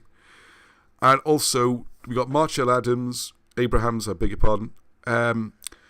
Is already 95%. The last 5% can take longer than 95%. But no, it's almost there. A book more about the Trojan War and directly how that ties in with migrations to Britain. I can't say too much about that because there's a few massive twists in the story. I can't wait to take a copy up to show Alan and Barham because they'll love this. It vindicates so much of what they've done, And it's like that missing little. There's this thing that Wilson and Blackett have done. There's a little gap there, and they've just bang that nail in there, and there's no gaps. It's great. It's cracking. So that kind of ties in with ancient migrations. So they bring together all the Wilson and Blackett stuff and make that into a volume about the ancient migrations. Again, that ties in with new research by Marchell and other people. Please, if you want to get involved, you can, all right? As you can see, there's tons to do. Ancient writing and how to read it. I've done my Hieroglyphics. Second one is coming out in the next few weeks. I would like, as you can see, I'm going to be tied up doing all these other projects. So if someone else out there, you're not treading on my toes, I will help you as all the way, is to produce a book on how to read Etruscan. It's not as daunting as it might sound, all right? It really isn't. It's logical system. My poor old dad, one of the things he used to say to me when I was struggling with my to learn French at school, he said, "Oh, it can't be that difficult. There's 4-year-olds speaking it in France." It's very much like that, okay? It might look very strange and obscure to us, but it was designed for children to learn, all right? It's not that difficult. And I reckon they've got cuneiform wrong and Paleo-Hebrew. So if I was a different kind of person, I would say goodbye to everyone now, and I'm going to hide in a cave for the next 3 years and come out with a book on Etruscan, a book on cuneiform, and a book on Hebrew and Paleo-Hebrew. Well, I'd probably go mad as well. So if anyone else wants to jump in, please contact me. You can do it. I'll help you. I'll give you all the information, your name on the cover, the lot, right? You can even get some money for doing it, okay? Because all the writers do get some money for doing these things, okay? It's only fair. Right. It's funny, everyone comes to me and says, "I don't want any money, I'll do it for nothing." I always insist, no. You have to get some money for it. It's for your own self-esteem and continuation, and if it ever got very big, the money gets shared out, alright? That's the idea. Hopefully it gets very big and everyone gets a share, and this thing's going to be great. We can build a museum one day to Wilson and Blackett's work and Britain's history. Alright, it's what governments used to do. Right. No, I can't get onto the politics. Stay off today's politics. Just a little nudge for you. Someone posted something about the petitions that have gone through for changes to the Welsh, what do they call it? The work that children are going to do throughout the school year. Oh, sorry, boys, not finished yet. The syllabus. And in Welsh schools, Welsh history hasn't really made it to the syllabus, whereas awareness of people of colour history and black history is on the syllabus. Anyway, I'm not going to get into that. I think they should both be on, shouldn't they? Seems strange that Welsh history is not in the Welsh syllabus. Go and have a look at it. I can put the link up later. I'm avoiding these subjects. Please. We're going to have trouble already. But I do think it needs mentioning. Right. So we've got Arthur I and the Early British Kings. Wilson and Blackett done tons of work on that. Marchell, I'm going to push her to do more because... And Patricia, those two, and Vince... are really good at looking at those old documents and the old lists and trying to work out who is real. To give you some ideas, like King Lear of Shakespeare fame, he's an ancient British king. Old King Cole, Ludd as Ludgate in London. These are historical characters. They do exist. And it's that close to putting the whole thing together, making a beautiful package with a great big bow on the top, well-researched, well-referenced books, say to academia. Right, there it is. What are you going to say about it now? Okay, so the Christianity being born in Britain. This is coming out. I know people are always asking, when's this book coming out? I do apologise. We wanted to get it right, and it was a whole extra section to add, I found, from the unpublished notes they gave me, which held things up. But I've had a lot of help with that. Thank you very much to Mark and his partner putting that together. I've just got to really sew it all together. As you can see, there's a lot going on, and I need to focus one at a time. Otherwise, none of them get done. So I had to get Hieroglyphs done. That one's next. And there's a bonus book you'll see in a minute, the Odyssey one. Right, so there's a lot of new unpublished work. And so the other part of what I'm doing, and if people want to help with that as well, is I want to make the volume about Britain's hidden Christianity a complete volume. So it's all the new stuff about the whole politics of Rome, Jesus' ancestry, his wife's ancestry, who his children were, who his family were, how they married into the Welsh family, all the controversial areas they've shied away from. Hey, thanks a lot, I get to do that. All that will be in there, but I also want to put in then as appendices or extra chapters all the stuff they've already written about Christianity. It needs to be in there as well, okay? Like the story of Helen we mentioned earlier, Constantine, Ark of the Covenant, perhaps, maybe not. That'll just be a brief mention because that will be in the other volume. The idea is when these volumes are complete, it'll be a complete set, and they will, boom, there's everything, all right? Sure, it's another big job. It's good stuff, though, isn't it? Right, what Roman written? Already talked about that. Britain was never Roman. Someone needs to write this up. Someone needs to put it all together, okay? It'd probably be me, but that'll be another year, at least. And I'd like to get all these books out this year, before Alan's 90, okay? Sure, if you want to get involved, please do. And I'm just, going to red now. All right, Arthurian Britain, compiling all the King Arthur stuff. We've got St. Patrick Identifieds out. The Saints and Kings book. Oh yeah, the Robert Shaw and Legolas are combining forces, and I might give them a hand at some point if they need it, with extra drawings and things. A graphic novel about King Arthur. It's quite dark. It's very moody. It's very good. And Arnie, just wake him up and hears his name when the lag kicks in. Yay! We're going to start with the comic. Arnie's been writing the stories. Hang on, do you want to tell a little bit? What to say about it? We're going to keep me guess. Do you want to say anything at all? I'll let you talk. Oh, you let me talk. All right, yeah, because I've dumped him in a bit there. Well, what we're going to do is do a series of short stories is the idea, and very short, almost like a cartoon strip. And Arnie's written the first two, and he's waiting for me now to draw them up as a cartoon strip. And I thought it might be fun, without putting too much pressure on ourselves, to put a little, like a cartoon strip every week in this show on a Sunday evening. So the one we did was, when he'd done his training, wasn't it? Just young Arthur at school. The one with rugby. Hang on, let's put a bit nearer to you, go on. Yeah, the first one was the one where they did rugby. That's it, yeah. It wouldn't have been called rugby, No, but they it's played a called game with the ball, didn't they? We'll come up with a name. Rugby.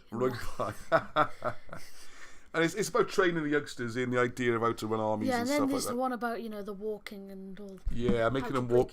Yeah, the army stuff. That's right, how to break an enemy army, that kind of thing. And it's done very much as I think everyone enjoy it because it's going to be packed with Arthurian history as we go through it. But the young readers will enjoy it.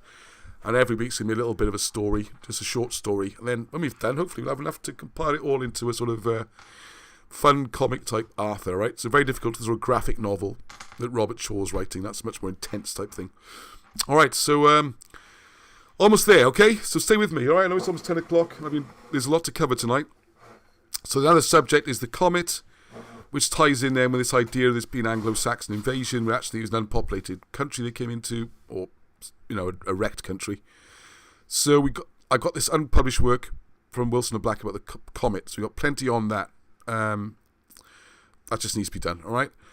And then what I'd like people to look at, if anyone wants to take this project on, it's available, is British kingdoms into the 10th century, way beyond what people talk about.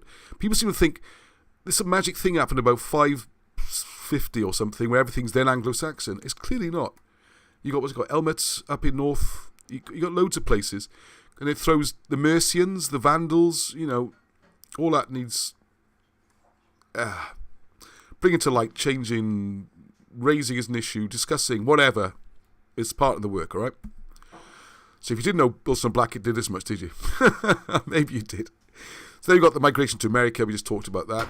So we've got a load of stuff there. And I'm really appealing now to our American friends. We got Lee Pennington and Albert and William. There's people over there been doing this. You've got to share your work now. You've got to get it out. You've got to write something. You've done tons and tons and tons of research.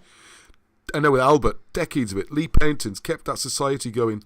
He's got videos. He's done work. We've got to get that out. Or even if you just want to write it and produce it, publish it yourself, I've got no problem with that, and I'd be happy to sell it, promote it. I have nothing to do with it apart from mentioning it on my shows. It just needs to be done, okay? This is about the project. It's not about me doing it or not doing it. We just got to get them done, okay? Between us. So I decline the Britons. I shouldn't have used that expression. But anyway, similar follows. Hang on, what was I talking about just now then? Oh yeah, this is the American migrations first. Then you got the Anglo, and then the British influence. Then you look at the genealogies of Henry VII, Elizabeth I, who William Wallace was. We can drift into medieval. This is, I would say, the least important of them all, but still needs doing, okay? Bonus books. All these books are on the way. Well, as you know, these are out, actually, apart from First Odyssey, which, if you're not aware, is the story, and we got some more information on this, just to add a little bit more information. Well done. I think it was Patricia. Yep, pretty sure it was Patricia on that one. And First Odyssey about this first trip around the world. And why haven't I just published that when it's done? And these are books that are available. My dad's book there, and Denzel, really nice. It's just not heavy history, just 1950s Air Force. Architecture of Power, Robert Shaw. You have to get a copy if you haven't already. Where are they on? Where's Architecture of Power? It's gone missing. Oh. Duh! I thought I had all the books. It must be on the bottom. No. Probably under something. Let me have a quick look. Yeah, I would dive through there, Arnie. That book is really important. I've got big hopes. Found it. Thank you. Oh, it's just dropped down there. Yeah, we got it. Not really set up for doing this bigger presentation. There you go. This one. I've got big hopes for this to be the breakout book. It's already selling pretty well, and people are loving it. And it's going to go out, I think, to booksellers and all that kind of stuff. So if you want to get a first edition, first print run, not many left. And then when we got all these orders sorted out, then we'll do a bigger print run. So this could become a collector's item, because I've got great hopes this is going to become a massive book and really important. All right? So grab that one while you can, okay? Satanic Protocol I've talked about, and I think I've got 5 of those available, I think. I'll probably get more, but I don't really want to. And there we are. Yeah, there we go. Airman Denzel, nice little pictorial account of 1950s Air Force. Bit different, my dad's personal account, so very light. Okay, look at that. I hope you all recognise who's on that poster there. Yeah. It's Lord Wilson. Yeah, Lord Wilsoner, that's right, yes. So Britons want you, okay? Don't get off the hook. Different ways you can help, alright? You haven't got to write a book. Not everyone's up for writing a book. It's not your skills, not your time, or you can't be bothered, whatever. There are other things you can do. Everyone can do. Share these videos. Spread the word. Tell people about it. This year, amazingly, I was looking back in these weekly broadcasts only started in, just checked all this today, May I think it was. It's episode 33, so you can work it out, 33 weeks ago. It's already grown and grown and grown. Fantastic. Subscribers have grown. Number of live viewers has grown. A few switched off. That's great. That's comforting, isn't it? It is a long one. And people have to do other things. But anyway, so that's all grown. It needs to grow again, okay? To make this successful, to really make a splash, to get Wilson and Blackett's work out there, to get Britain's history out there, we need to get to 10,000 next year. We hope to get to 1,000 this year. We overshot that, 1,300. So please spread the word, tell people about the video, share the link on your Facebook timelines, whatever. Just get people to have a look. Maybe this video's, and Arnie, yeah, maybe, I want and Arnie Presents, of course. But maybe this video's too much for people first go, or show them a shorter video. Just try and spread the word, okay? Everyone can do that. That's easy. And then people are very good at buying the books. I have to say, I'm amazed. The loyalty from customers, people come back again and again and again, buying the books. It's great. So please support that, because that's the only income, and then the Patreon, of course. Any ideas you might have, like we've got Mr. Tomlin, Michael, has come forward with ideas for T-shirts and mugs and all that kind of thing, so that'll all help, because it's kind of advertising as well, isn't it? And then we've got the greeting cards. So all these things need to be done, need help to do it all. Patreon would be great. Maybe get a helper in these COVID days. Who knows what you can do. Was Arnie just self-promoting you on? A bit of shameless self-promotion from Arnie. Advertising the Lord of the Wings movie. Sorry, I missed loads of comments there. And Arnie's been wandering off promoting his own channel. The best book of 20 so far is Architecture of Power. Yeah, it is really fantastic. I think it's going to be huge, that book. Yeah, share links, get people the books. Give people the books as presents. I think the greetings cards, have little nuggets of history on them. They might be a way of doing it. Let's just kind of, spread the word and get it out there. All right, so I think that's it. You've done it. Yes, promote the channel and other historical videos. Yeah, it looks better if other people do that instead of me spamming it, as it were. Make that poster available so we can share it. Well, the one of Alan Wilson as Kitchener. It's funny, isn't it? Spent hours and hours and hours producing artwork. This one was like a 5-minute job, actually. Yeah, this one's the best. And this is the best one. Well, I'd already drawn Alan's face. I just had to move his eyes round to get him staring at you. And people like this one. Yeah, actually, that would be good, wouldn't it? Perhaps you should do that as a mug as well. That'd be quite cool. Just change the layout a bit. We have to change the bottom. So, anyone got any ideas? Join your country's army. That's okay. God save the king. Yeah, I have to change God save the king, perhaps, or maybe not. Just as it is. Don't overthink it. What do people think? What else are people saying there? Ross, your efforts allow disinformation. Arnie is great. Arnie is great. Says Arnie, yeah? No. Maniac. Oh, right, maybe I got one fan. Right, okay. Ross, your efforts allowed this information to be more readily available. Thank you. Which kept W&B's work alive. The history is life. Yes. Now, yes, thank you very much. Yes, it's been an absolute joy to do it. And the most amazing thing about it, and I go on about this all the time, is the positive support from everybody. It's truly overwhelming, and that's the big thank you I want to make at the end of what's been a difficult year, personally and nationally and internationally, as you all know, all right? The support from people in this group has been absolutely incredible, off the charts.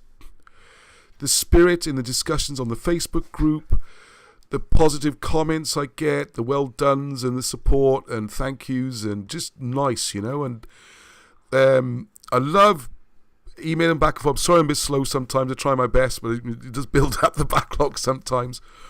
People sending in information, being kind to each other. This, to me, I always say hedwch at the end of every broadcast, and I mean it. And I really feel we've got that spirit of peace here. It's not an angry movement. This isn't... there are issues you could get angry about. We all know that. But the love and comradeship that I've found doing this has been fantastic. And I'd highly recommend people to...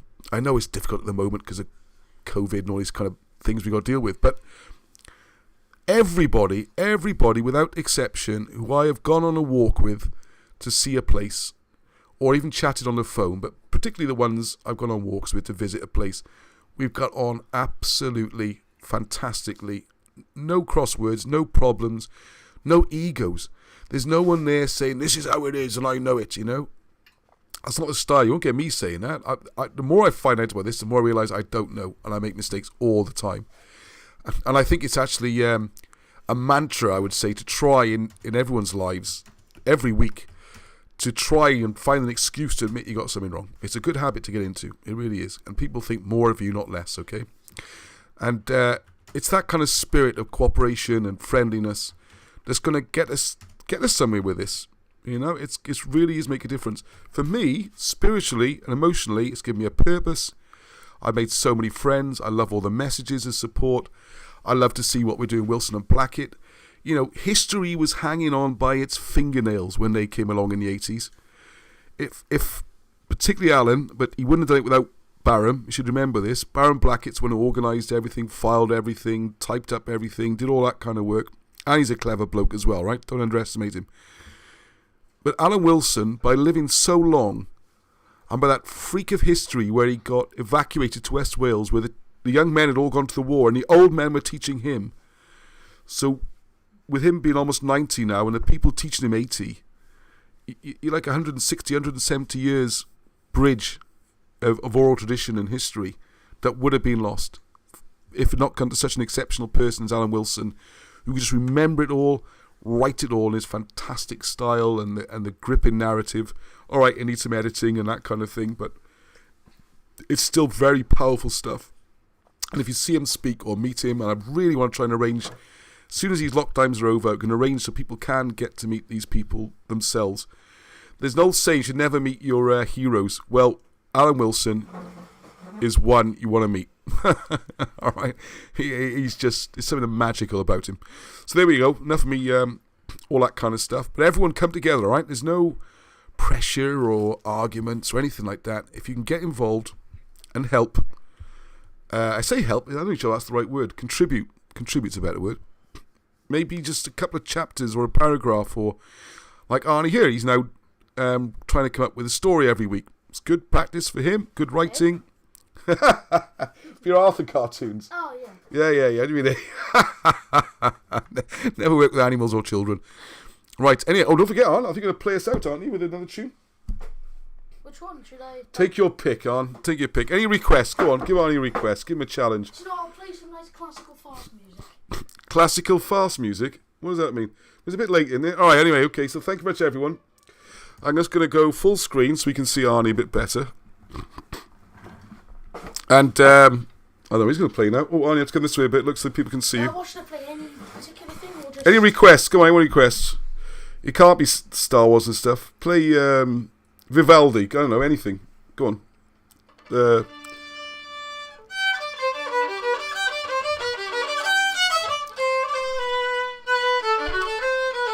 Until next time, Heather.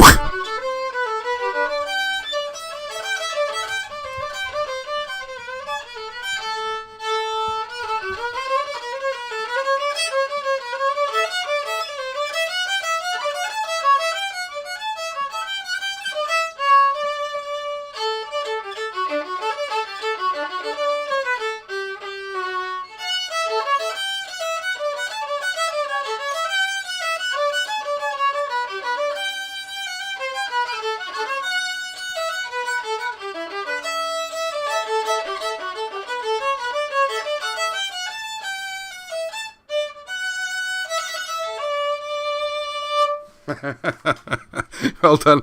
No star, everybody. No star power. Well done, Arnie. Die down. He loves an audience, so there you go. Dump your tellies. Learn an instrument.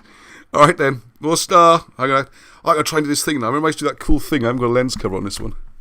And have a go. I have to do that. That's worth more than you two are. Oh, you want to say just a quick wave for the cameras? Alright. Way past your bedtime. There we are. Alright. Yeah, I know it's gone dark. Yeah, there we are. Quick, wait. Wait.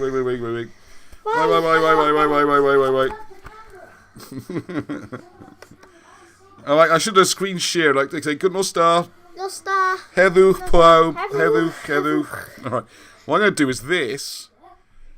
And hopefully you still got... Yeah, there we go. You still got the Britons need you, but you just can't see us now. Alright, okay. Off we go. No.